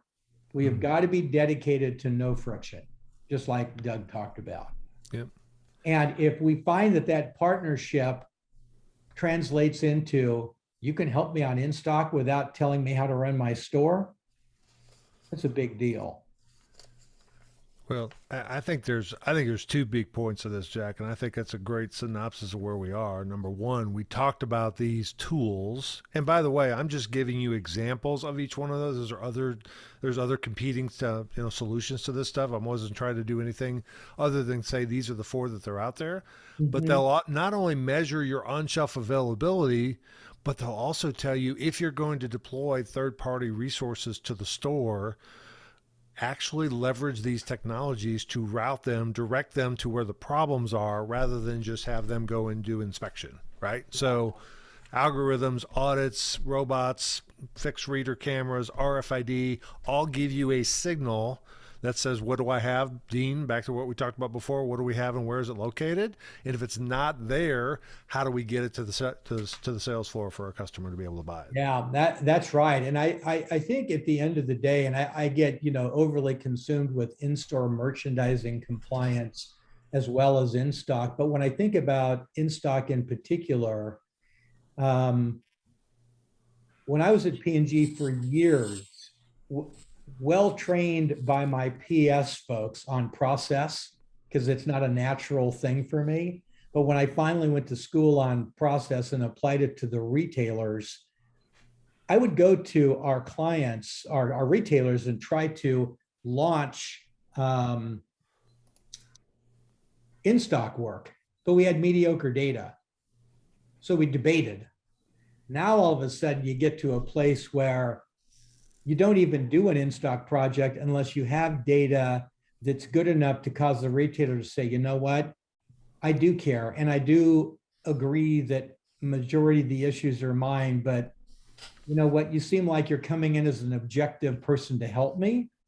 Once we reach that point, then all of a sudden the gloves come off and work starts. Hey, Jack, we got a question from Juan, or comment from Juan Rodriguez, ex-P&G and now Acosta. Sir, the floor is yours. It's more of a comment, and everything I know about operations I learned from Jack. So wow. I just want to compliment. You're too kind, dude. You and Nat Miller. I want to highlight something that Jack said that it's extremely important and expand a little bit more about it. CPG companies can do nothing about on-shelf availability. Third-party services cannot do anything about on-shelf availability. It has to be a partnership. And when you partner with a retailer, and trust me, I'm sharing this from experience, not from anything, not because of my knowledge, is that you need to broaden that definition of partnership way beyond retail operations. I put together some great plans with Walmart operations in my case that I went to execute, and I hit a wall because of asset protection. So the next time I went in there, I put a great plan with Walmart operations, asset protection, supplier, third party, and we hit a wall because supply chain was not, or replenishment was not involved. And I keep finding some other person that needs to sign off on the plan. So very often we think like, well, if I have operations with me, I can get this through. No, you really need to understand the root cause and what are all the parties within the retailer that impact that root cause, and will have something to say because you're going to need their buy-in before you solve the problem. Yeah, that's so well put, Juan. At the end of the day, when we understand the different metrics between the functions at a retailer, we begin to appreciate the need for what Juan just said, right? And it's understandable. Supply chain doesn't want to overload inventory, so they'll take reorder points down because it meets their need, and they're not punished on in-stock because of their measurement system. And somewhere along the way, we've got to bring the truth in, and it's got to be the truth through the eyes of the shopper, because the one thing I've found, to the point you just mentioned, Juan, nobody can really argue with shopper dissatisfaction if we can really prove it out. We just completed a study with one of our clients. It's kind of a redo of an old study, but that is, what is the shopper's behavior when they encounter out of stocks? And as you can well imagine, their walk out the door factor is a lot higher now we've all talked about it throughout this call, than it was 2 years ago. And when a retailer understands that that is, you don't risk losing the sale, you risk losing the shopper, it puts availability into a different perspective. Yeah, this is one of my favorite quotes, Jack, is the problem with reward systems is they work. Yeah. And I hate to say that, but what a merchant is rewarded for versus what a store manager is rewarded for versus what a third-party service provider like a Costa or T-Rock is rewarded for, there's different reward systems that go along the process. Mm-hmm. Here's the challenge. In light of the fact that we are moving to an omni-channel world, is everybody measuring on-shelf availability, really on-shelf availability, and has everybody got that as a key performance indicator to be able to say how well we're meeting customer satisfaction? I think, Juan, that's really the point, because AP has a set of KPIs, retail sales has a KPI, everybody's got their own little KPIs. Unfortunately, there's not a clear alignment in terms of, okay, what is everybody's role play, and are we all, sometimes we're putting KPIs in place that are competing with each other. Yeah, you got it. You got it. So how do you know, Jack, if you're actually making a difference? I mean, you've used that term called recovered sales before, which is, hey, I've taken some action to actually get things back on stock. What does that look like for a CPG or a retailer? Yeah, I think at the end of the day, when solutions are put into play, whether they're curative or preventative, whether they're long-term or short-term, as soon as a retailer sees there is recouped dollars, because it's got to come down to the dollars, and they could back into that by looking at an in-stock percentage that went from 92 to 96, that might work. But at the end of the day, it's got to translate into commerce, because at the end of the day, that's what they do. And it's also what CPG cares about. So the in-process measures have to grow, which is why there needs to be a really, really good measurement system to look at post and pre and post. But it also needs to somehow get translated to dollars. And as you know, Mike, there are some technologies out there today that actually can pretty easily take in-stock improvement and turn it into recouped dollars. I would also argue that I'm working with one client right now, and they keep talking about the size or price of in-stock. Is it worth it? Is it worth it? And my answer to them is, think about the shopper's path to purchase today, think about the retail labor and inventory pressures, and think about your own cost pressures, your cost of doing business with retailers.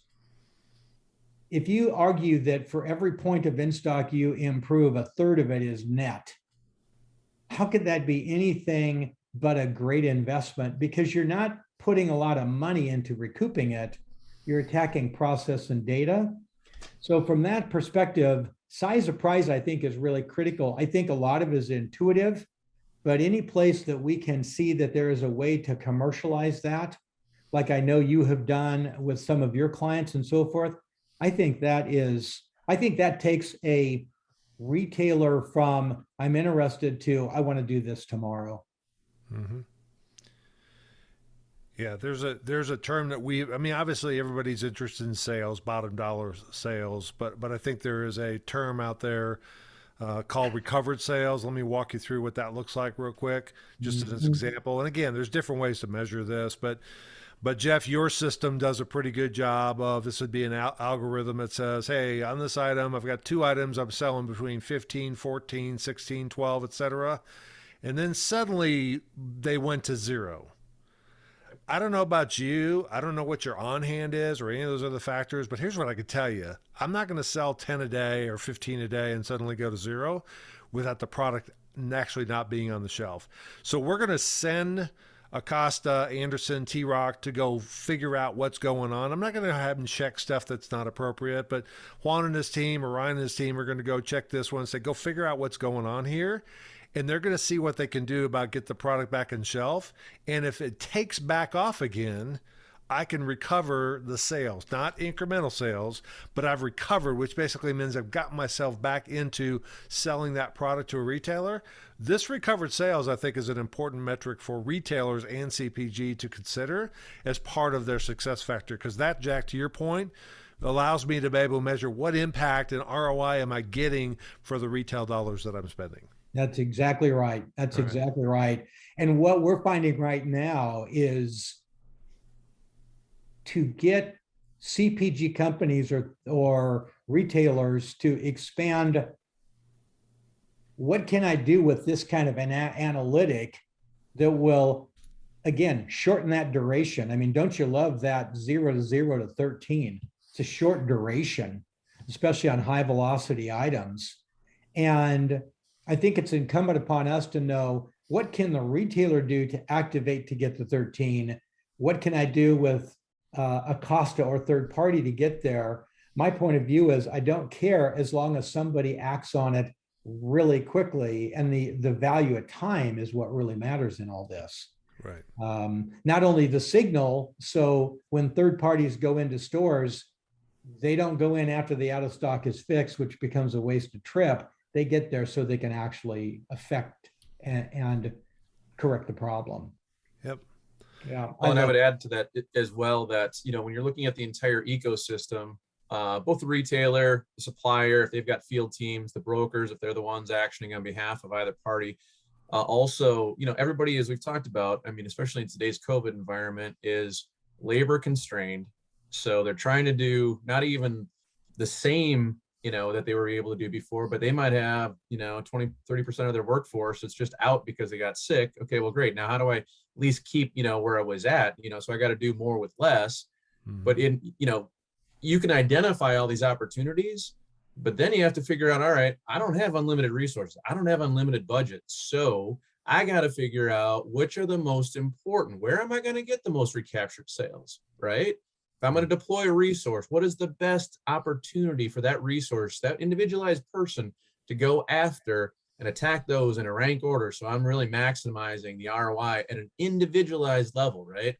And so when you can do that, that kind of identification and tie A action to B result, I mean, that then now we're all kind of thinking together about, yeah, we're all understanding where we can drive the most value together, right? Instead of just sending people in doing different things and not knowing if it's actually adding value in total.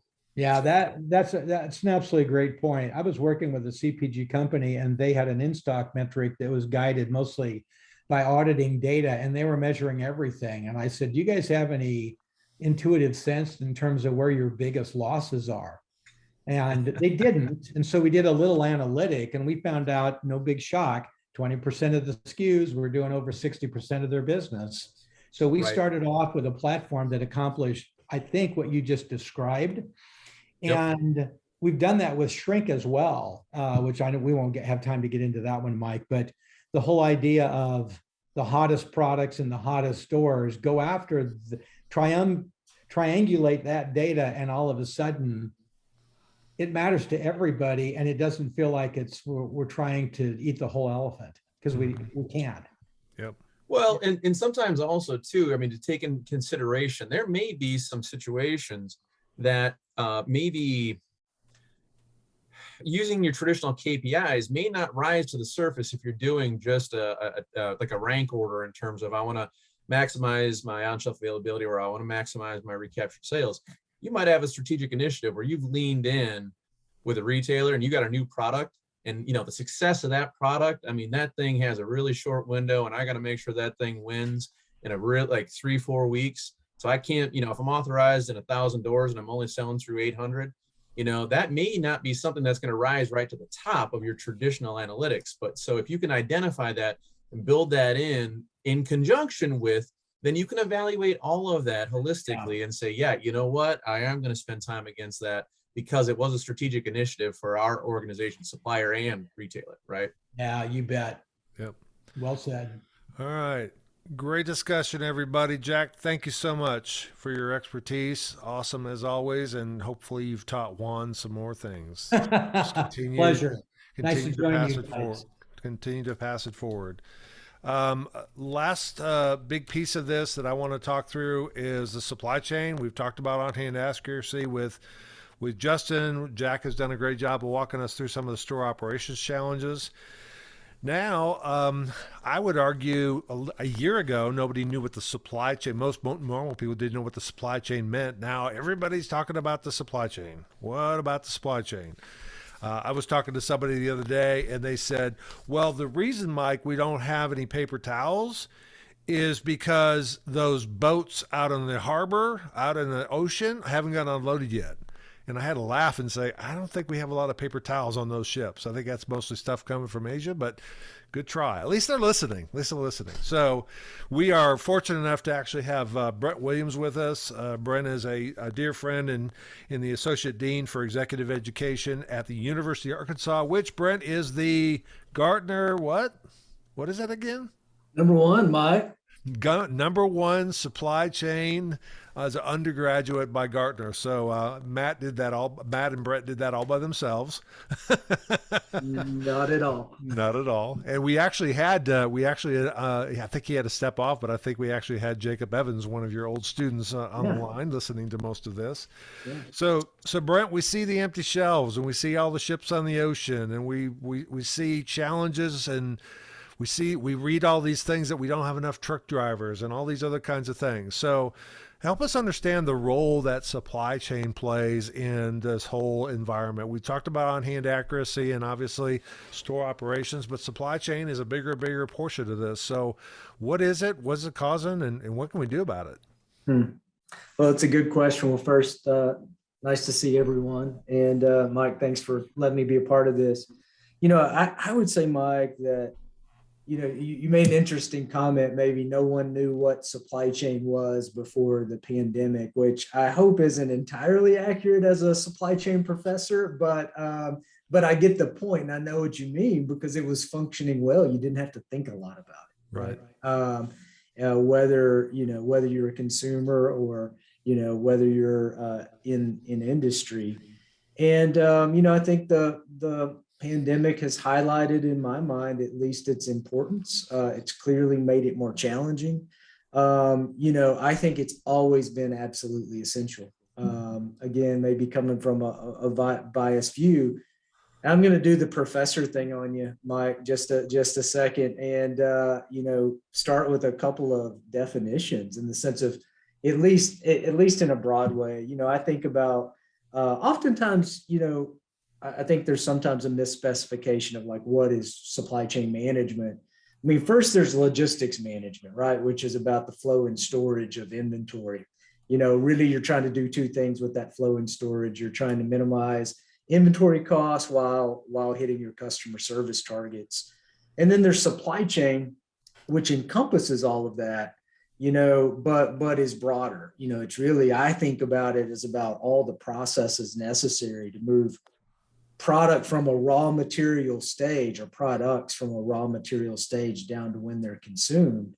And that's taking on, that's interfirm and intrafirm processes that are involved in that. So at least when I think about the supply chain, that's what I'm thinking about. I'm thinking about the sourcing processes, the planning processes, the manufacturing processes, and the logistics processes.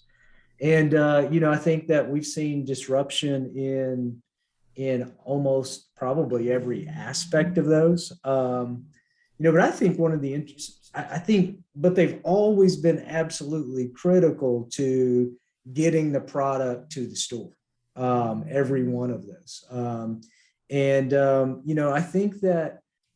think, when in thinking about this, I think what's interesting is, I don't know that supply chain is any more important in the future than it was in the past. But I do think the complexity of retail makes the complexity of the supply chain much more challenging.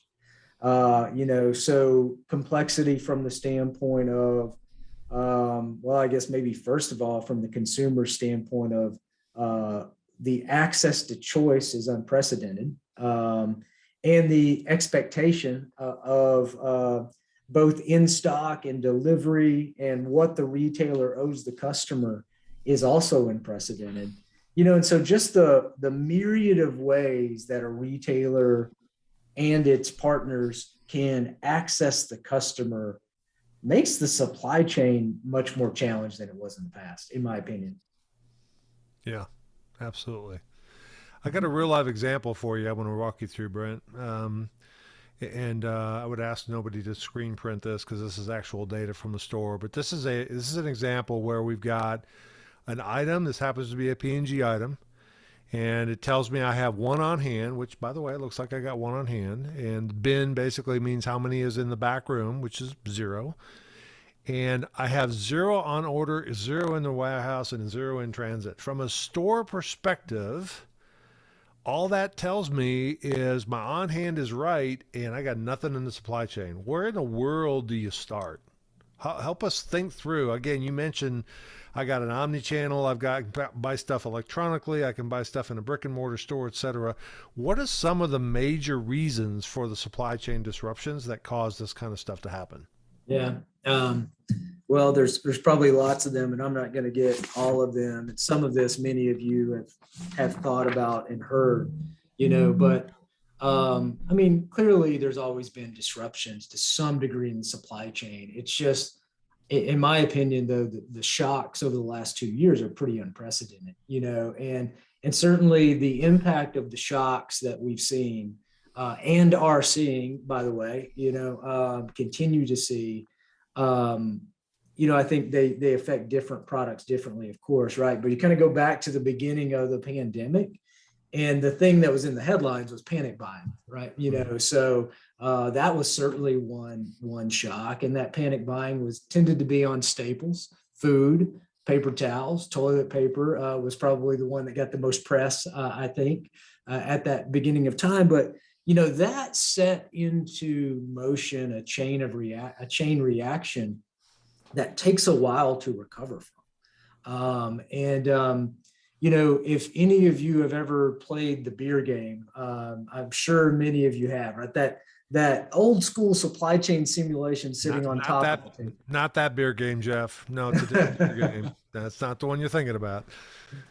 Describe what the beer game is, Brent. I think it's important because Jeff's already thinking it's 5 o'clock somewhere. Yeah. I mean, if you've played it, you've played it in a physical environment, and I actually think that that's the one that's the most impactful. Usually, you've kind of got this big mat laying on a table, and you're simulating a really simple supply chain with the manufacturer and a couple of nodes in between and a retailer. You've got shipping time built in, et cetera. But I won't completely spoil the game for you if you hadn't played it, but what you see is the impact of a small shock happen at retail, and you just see that thing play out all the way up the supply chain. And it's always remarkably predictable, right? The shock in demand, causes the inventory system to just drain out. Because typically, right, you're trying to keep that system in equilibrium from an inventory standpoint, that is in sync with what's happening at demand. And as soon as those things are out of sync, something pretty significant happens. And, at least in that game, you'll see the inventory drain, and then you'll see behaviors really start to change. And that's actually probably the really interesting thing about that game. You'll start to see people in the game really, really raise their orders well beyond what they know demand really should be. And all of a sudden, this flooding of inventory comes into the system, and you're in an over inventory situation. But it takes weeks and weeks to see this play out because of all the lead time that's built into this particular supply chain, and all the lead times that are built into supply chains in reality. So Mike, I think that was a big part of what was happening. And then you saw some products that demand just withered, at least for a period of time, right? Because there was so much uncertainty. So you had this massive rise in demand in some, drop in demand in others. that creates these waves. I think you can almost think about it like waves hitting a supply chain. Then we opened back up. We had pent-up demand. We had government stimulus, in the economy that caused demand to grow. At the same time, where you have labor across the world challenged in a way, I can't think of it being labored. I mean, can't think of any time when it's been as constrained as what we saw. So you put those things together, and you've just got a bit of a perfect storm, right?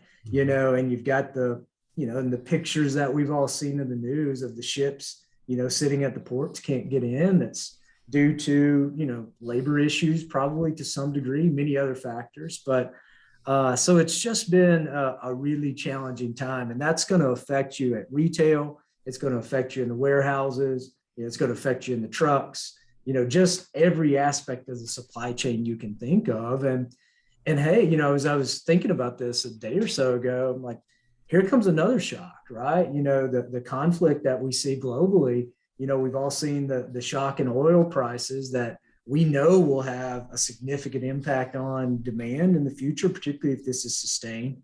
So we're about to see another round of shocks. And I think that, the big shock that happened at the beginning of COVID was just one of a series of shocks that we've experienced. And many of those has affected the fact that, you've got a little bit of inventory in the store on your example, but none in the supply chain. Yeah, Brent, we have seen over time that ebb and flow. I remember probably in the 70s and the 80s, the big term was just in time, right? I only want enough inventory to be able to meet that next order. I want to reduce that, et cetera. Do you think that retailers and CPG companies are rethinking that strategy, given the fact that the one thing that's unpredictable now is the demand? Because we just went from something which was paper towels is pretty normal, maybe a little bit of seasonality, to boom, everything exploded and it sucked all the demand out. And by the way, it's not just that, but it's the raw materials that trees have to be cut down and perfumes have to be made, et cetera, to put that product in. Where are we going with that? We're going to see more inventories along the supply chain to help mediate that, or what's your prediction? I don't know if I know the answer to that. It's a good question. It certainly was just in time was maybe the scapegoat, to some degree, and maybe rightfully so to some degree. I mean, were there nodes or supply chains that were too lean? Certainly possible, right? But they were functioning well based on the history that we had about, what demand was and a fairly stable environment to that point, even though there were small shocks. It's just that, the shock was just way bigger than you could have predicted. And to deal with the early demand shocks, at least in some of those staple items that we were talking about, you couldn't have carried enough inventory to deal with those, right? We were going to experience that no matter whether it's just in time or whether you had healthy inventory levels, you just couldn't have dealt with it. I think what you see companies, I do think that they are looking more closely at risk, right? What it's called out is that there's risk in the supply chains that maybe haven't been properly accounted for. And if so, now what are the strategies that we can put in place to deal with those? And, Mike, inventory is one of those. But, it's certainly costly. It's costly to hold. And, are we ready to, if we're going to fill up our, if we're going to fill up our warehouses, are we ready to do a couple of things? Are we ready to pass those additional costs on to our customers? Are we ready to build new buildings? And then, we still have a transportation issue, largely speaking, around capacity being pretty constrained. So certainly inventory is one, but then you've also got, you could put buffer into your system around manufacturing capacities. But again, really expensive and time consuming to do that. I think there are some other things that are being looked at. I mean, certainly, I think we're looking at supply chains. Were they too lean? Are they too lean? Is probably the right way to say it. I do think companies are really looking more carefully at their supply bases, and thinking about diversity of those supply bases, specifically geographically. I think they're thinking more carefully, trying to think more carefully. This is hard work and it's hard to get the data on often, but can you assess the risk of your suppliers in addition to your own risk? That starts to get really, really challenging as your supply chains are global, they're stretched out, and you don't have a lot of visibility to tier 2 and tier 3 suppliers. I think people are looking at their designs, of their supply chains. I think they're looking at, hey, we've heard about reshoring, but, I think there's probably going to be some resurgence of that. There's going to be regional manufacturing. Hopefully we'll pick up some steam. And then I think that blocking and tackling, there's still some blocking and tackling things that are going to be critically important. I think, Mike, planning is going to be continually challenged. Even, let's say the shocks calm down, the waves calm down. Planning for a period of time will be really challenged because, typically you're looking back at historical data. Models are using that historical data. Often it's over a couple of year time frame. And, when you have such volatility in demand and supply, the predictive nature of those demand signals, is less than it was in the past. And so just planning in particular, I think gets really challenging. The one question that I think is interesting, we looked at this particular example earlier. I don't know that you were on the call at the time. Here's a question that I would ask is, do we really need that many SKUs of Head and Shoulders shampoo? Do we need that many SKUs? Or, because here's what's going to end up happening. People are going to start saying, I need more holding capacity on the shelf. I need more holding capacity in the store. On these big buffers, I need to be able to build up that buffer to help to eliminate when we've got a major demand curve coming. Do you see us going back to efficient assortment and category management? And should we really have 2 flavors of Head and Shoulders? Isn't that good enough? Or do you see that not playing out? Is that not a factor in this whole decision making? That's a good question as well. I mean, I think that approach makes a lot of sense. I think a question is, how do you educate your consumers on that? Can you really, is it possible to sell the slimmer assortment, in store and offer the larger assortment, through other e-commerce channels potentially? Is that efficient? Is it not? Is a good question, but certainly that is a solution that I think, people are looking at. So last question for me, and then we'll open it up for any other questions that folks might have. What is the role of the #1 Gartner supply chain organization, which is the University of Arkansas? No offense, Justin Patton, who's on the line.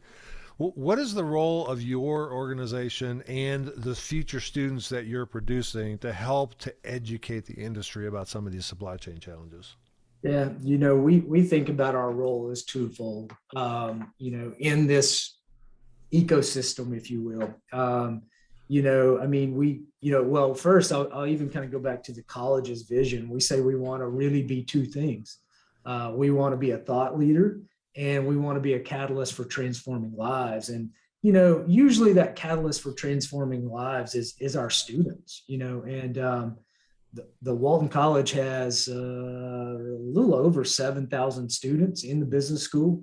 So there's a pretty large number of them that's coming into industry, coming into your organizations. And one thing that I've often been encouraged by, I hear out in the marketplace, is that one thing the Walton College does well, and I think the supply chain program, specifically does well, that our students come out with a better understanding than most of retail and CPG. and that is a function of where we are. It's a function of the types of guests that are coming into the classroom, but it's also, as professors, it's kind of what we're immersed in as well. So we feel like our job is developing the pipeline of talent, that's going to come in and help solve these problems. And so what do we need to give them? We need to give them the baseline knowledge, of the theories of supply chain. We need to give them the analytical tools to be able to help you solve problems. And then, and then we need your help to help give them experiences that help them apply that, before they're actually on the job. And so what I'm meaning by that often is internships and course projects. And I think if we can do that, and then wrapped around that, we can help them professionally develop so that they know how to communicate well walking in the door, that they know that they've started to think about their own journey as a leader in the long run. And they understand that doing their job really well is the first step to being a good leader. Then I think we've got them ready, are moving in the right direction to help all of you solve your supply chain challenges. And then, I also would say, Mike, that, as a school like ours, which research is actually a really big piece of what we do, we want to be putting thought out into the marketplace that helps not only our students, but folks that are in industry, working in retail, CPG, the service providers. And, if you look at one of the places we focused over the last couple of years was looking at various policy related issues and how that intersects with supply chain. I know that's not what we're here to talk about, but I do think it is so interesting to, if you think we've never talked about supply chain, policymakers certainly weren't thinking or talking about supply chain, but that changed with the pandemic. Great point. All right. Any other questions for Brent? Anybody got any questions for Brent? Comments? Awesome. Brent, thank you very much. Thank you, Mike. Hey, one last thing we want to do. A lot of this has been bringing on industry experts around on-hand accuracy, which we know is an issue for on-shelf availability. Store operations. Appreciate Justin covering the on-hand accuracy. Appreciate Jack covering the store operations, and certainly Brent covering the supply chain pieces. What I also want to do is give a few folks an opportunity to talk about the solutions that they have, and I've reached out to them to see if they would spend a few minutes on that. I'm going to start with again, we'll go back to algorithms and RFID and shelf scanning robots. We're going to hear now for the next 30 minutes or so about different solutions from each one of those. I'm going to turn it over to Jeff. Jeff, do you want to cover the algorithmic portion of this for us? Sure. Sounds good. Great. So yeah, Jeff Sieper, head of North American development for TeamCore. So it really, this has been, I don't know. I love this stuff. It's so incredibly interesting. I think there's some great points of view, and obviously on-shelf availability, as we've already talked about. It's a huge opportunity, but it's also got so many different root causes, and I think that's part of what we're a lot of what we're talking about today. And so I'll be talking about the algorithmic approach to helping to improve on-shelf availability and therefore the recaptured sales. As we've talked about, there isn't one solution that addresses every situation. There's no silver bullet, right? Like cameras, regardless of what you're talking about, robots, people's phones, cameras in stores, etc. I can't tell you what's in the back room, what products in transit. Okay, that's fine. That might be a weakness for that technology, but the algorithmic approach, well, it may be able to address that. It can't tell you exactly what's on the shelf at that exact moment the way a camera could. All right. So again, there isn't going to be a one size fits all. It really depends on your particular situation. So as Mike mentioned, the algorithmic approach works well for products with medium to high velocity. Okay. And so how do we attack that is we're taking the data in from daily, by item, by store, by day. We're taking inventory data. We're taking sales data. We're creating models that then create a forecast. Now, we could be creating it ourselves. We could be using your forecast or a supplier or retailer's forecast.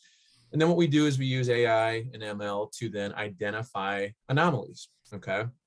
That will tell us a number of the root causes. Okay. That can tell you, like, you think you have X amount of product in the store, but it turns out there's a phantom inventory situation. Okay, so that may be, we believe there's a high probability that that's the root cause.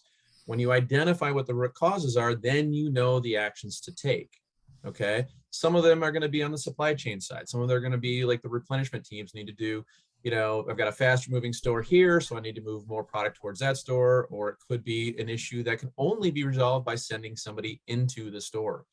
So when we think about how you try to solve for on-shelf availability and maximize it, you really do have those two key stakeholders. You've got the supply chain and replenishment teams, and you've got those retail execution teams. And they all have to have that same source of truth, right? They all have to have that same information, because if they don't, then we're all operating off of different data, different metrics, different KPIs, et cetera. So when you're operating using that one source of truth and you've got the different root causes, then each of those audiences, each of those stakeholder groups can figure out what it is they want to do or what they need to do. And so when you think about what could happen in the store is you're generating alerts that could go down to either the retailer's team, it could go to, if a supplier has a field team, it could go to a broker team as well. Any of those audiences that are going into the store, it tells them what to do. And as I had kind of alluded to earlier, it is not only telling you like fish where the fish are, don't just go into a store just because it was on your static list of all these are the stores that I need to go to today. It is saying go to this store first, is doing these activities, first, second, third. It's optimizing that for that particular rep, that person, because as we talked about earlier, we're having to do more with less. I mean, there are less people on the front lines right now because of COVID and what have you. And so companies, whether it's their field teams or the brokers teams, are having to figure out how do I become even more efficient with my limited resources. And so the algorithmic approach will take that data and it will produce those specific activities that you should be doing in a rank ordered fashion to help you then take those actions. Then what it does is it captures two things which are critically important to this whole ecosystem. One is, okay, I told you, or my algorithm told you that this was the use case, or this was the root cause, sorry. Then that person says, yes or no, that was true or false. If it's true, great. If it's false, either one of those gets fed back into the solution to help make the algorithm smarter, okay? So this is this closed loop, environment that helps the situation or the algorithm environment improve. Secondly, like we talked about earlier, now we know that action A was taken on that particular item at that particular store. Now we can start to see the recaptured sales for that particular product. So I can tell you on a daily basis what your ROI is based on the fact that these actions were or were not taken. If they're not taken, okay, great. We can identify that too. And you can use that information to try to, manage your team that's in stores. Why didn't they go to the store? Why didn't they take the action? That may be secondary to OSA, but it allows us to capture that information on a daily basis. And again, measure that ROI of the solution you're using, of the people that are going into store and those activities. And it again is just that continuous, machine learning closed loop environment. So I know that was a lot to take in a short period of time, but I mean, really that is really how the algorithmic approach works. And so as you can see, you can jump to the next one, Mike, that's fine. There's basically two different kinds of situations that you're going to address. And some of them are more on the on-shelf availability side, which we've talked about. I got zero sales. I've got a phantom inventory. We talked about that low on hand situation where I got one product. It looks like, I'm in stock. Well, you're going to be out of stock the next time somebody buys that particular deodorant. All right. So identifying that and getting out ahead of it. But then you also have compliance activities, which may not be necessarily considered on-shelf availability, but you know what? That's still impeding your sales. Going back to that new item availability, going back to promotional execution, saying, I got the wrong price out there, or my display wasn't set up, correctly. So those all will, become a part of your holistic environment in terms of, trying to ensure, perfect in-store. And so those all get driven down to the people. It helps them route. It helps them figure out what actions to take in store. And it's all prioritized based on whatever's important to the end user, to your stakeholder group. It could be sales. It could be on-shelf availability rates or in-stock rates. It could be that new item that I talked about earlier. If I want to force that through and I've leaned in on this and I need to make sure that new item is, 100% available, 100% on shelf, I want to make sure that I'm winning on that. Great. We'll figure out how to make that happen.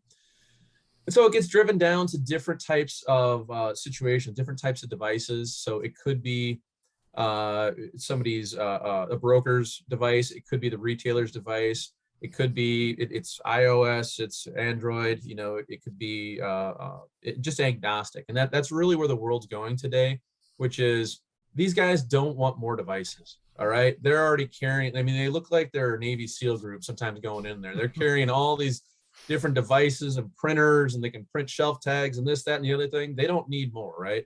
You know, drive it into their existing ecosystem and figure out how you can, you know, utilize that. And then finally is then when you're in there, you can also capture competitive intelligence. You know, so some of these solutions are, you know, capturing the on-shelf situation, so you can see what's going on with your competition.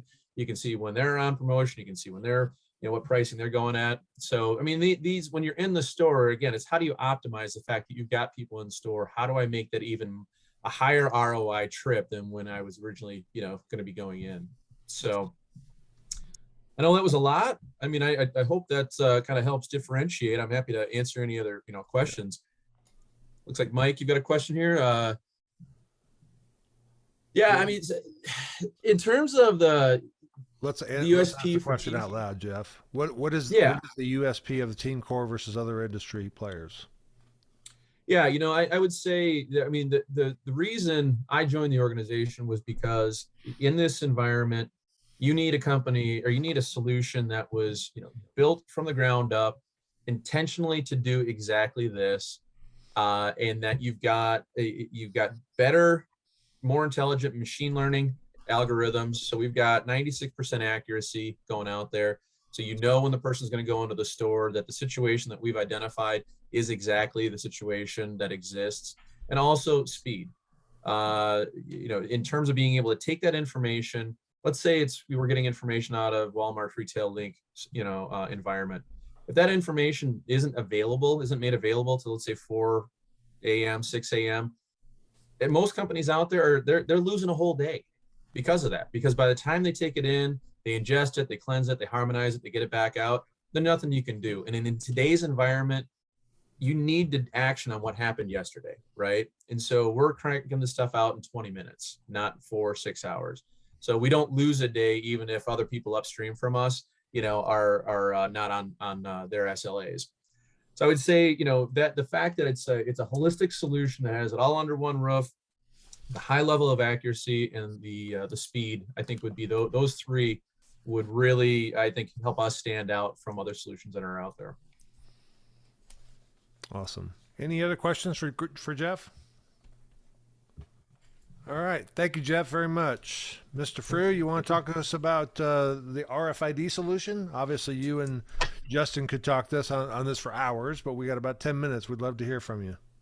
Yeah, I mean, I think just a lot of this has been a really good platform, I think, to listen to smart people talk. And when in the little area that we're involved in, a little bit of background. So SML does 2 things in supply chain today. We produce the RFID data carrier that goes on product. We did just under 3 billion of those last year for retailers, mainly in apparel, home goods, footwear, working into electronics and cosmetics as well as those segments adopt. And then the second piece is the enterprise software, which is that item level system fabric that sits underneath our customer Skew-based systems. And so we currently have over 5,000 stores live around the world, manage about 250 million items that are stock counted every week. And the gist is really simple.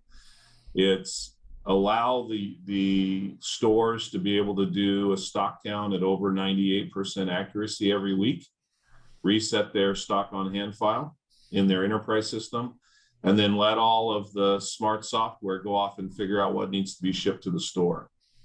The second piece of that is that these retailers are using back to Justin's point about the serialized data, the item level information and RFID to be able to do things like buy online, pick up in store picking, like promotions picking, like replenishment from back to front. And so once that digital data carrier, RFID data carrier is on the product, then you're using the radio frequency technology to allow you to help the associate find things faster, pick things more accurately, And the given is that the enterprise system is now going to have a much higher level of accuracy on the information that's there. And market's growing at about 30% a year. The market's about 15% penetrated for US and Europe.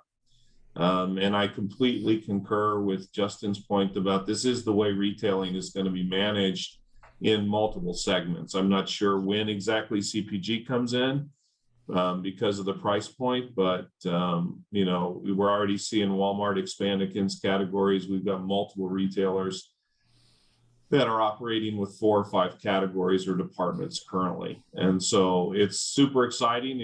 You know, it's really fundamental. It's like, if I know what I have, then I know what to replenish to meet the customers. This is a customer services play, most importantly.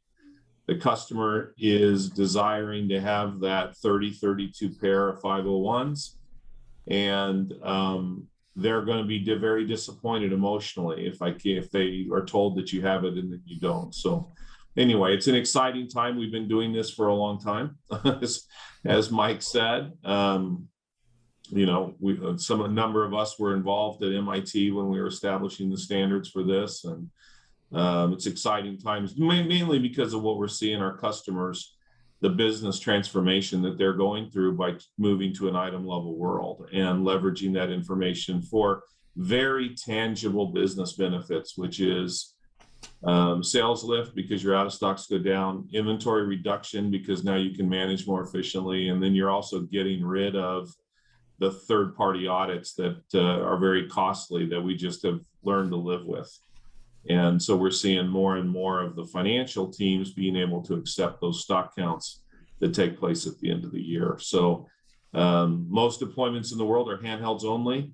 So an Android device or an iOS device on an RFID sled, and that sled that could be the same device that what Jeff said. It oftentimes is the same device that they're carrying around to do some other things. And so pretty simple solution, cloud-based integrations. You know, the big challenge is finding retailers who develop the courage to want to do things differently. It's not, and there's a lot of stakeholders involved. And I think that's one of the things out there is getting the merchandising team and the supply chain team and the sourcing team and the IT team and the store ops team and the finance team, everybody aligned that they're going to move to an item level world and how that impacts their business. Yep. Awesome, Dean. Thank you so much. All right, we got 2 more quick things. We want to make sure that we get Mark Shake from Badger an opportunity to speak about his solution. And then I believe Matt has some quick follow-up things that he wants to announce around future conversations on retail. So, Mark, tell us about these cool robots that run around the store. Very good. First, I'd just like to say thank you, Mike, for the opportunity, and I've learned a lot. Great to hear from industry experts that are, you know, living it every day and that have been there and done that. So, yeah, appreciate sharing a little bit about the cool robots. So, Badger Technologies, we're about a 5-year-old company that is we're acquired by a company called Jabil. We're a product division of Jabil, which is headquartered out of Tampa, St. Pete. So we've been around for approximately 5 years now. Currently, we have nearly 600 robots deployed globally. Those are currently performing 2 solutions, retail solutions within the retail space. And one is called Inspect, which is floor inspection to identify potential trip and fall hazards. So really the big business driver there is mitigating risk for the retailer and providing a strong duty of care program that provides historical reference to circumstances or situations that may be occurring in their store. And then the second solution, which is really the primary focus of today's webinar, and that's scanning of the shelf, identifying out of stocks, wrong products, and incorrect pricing.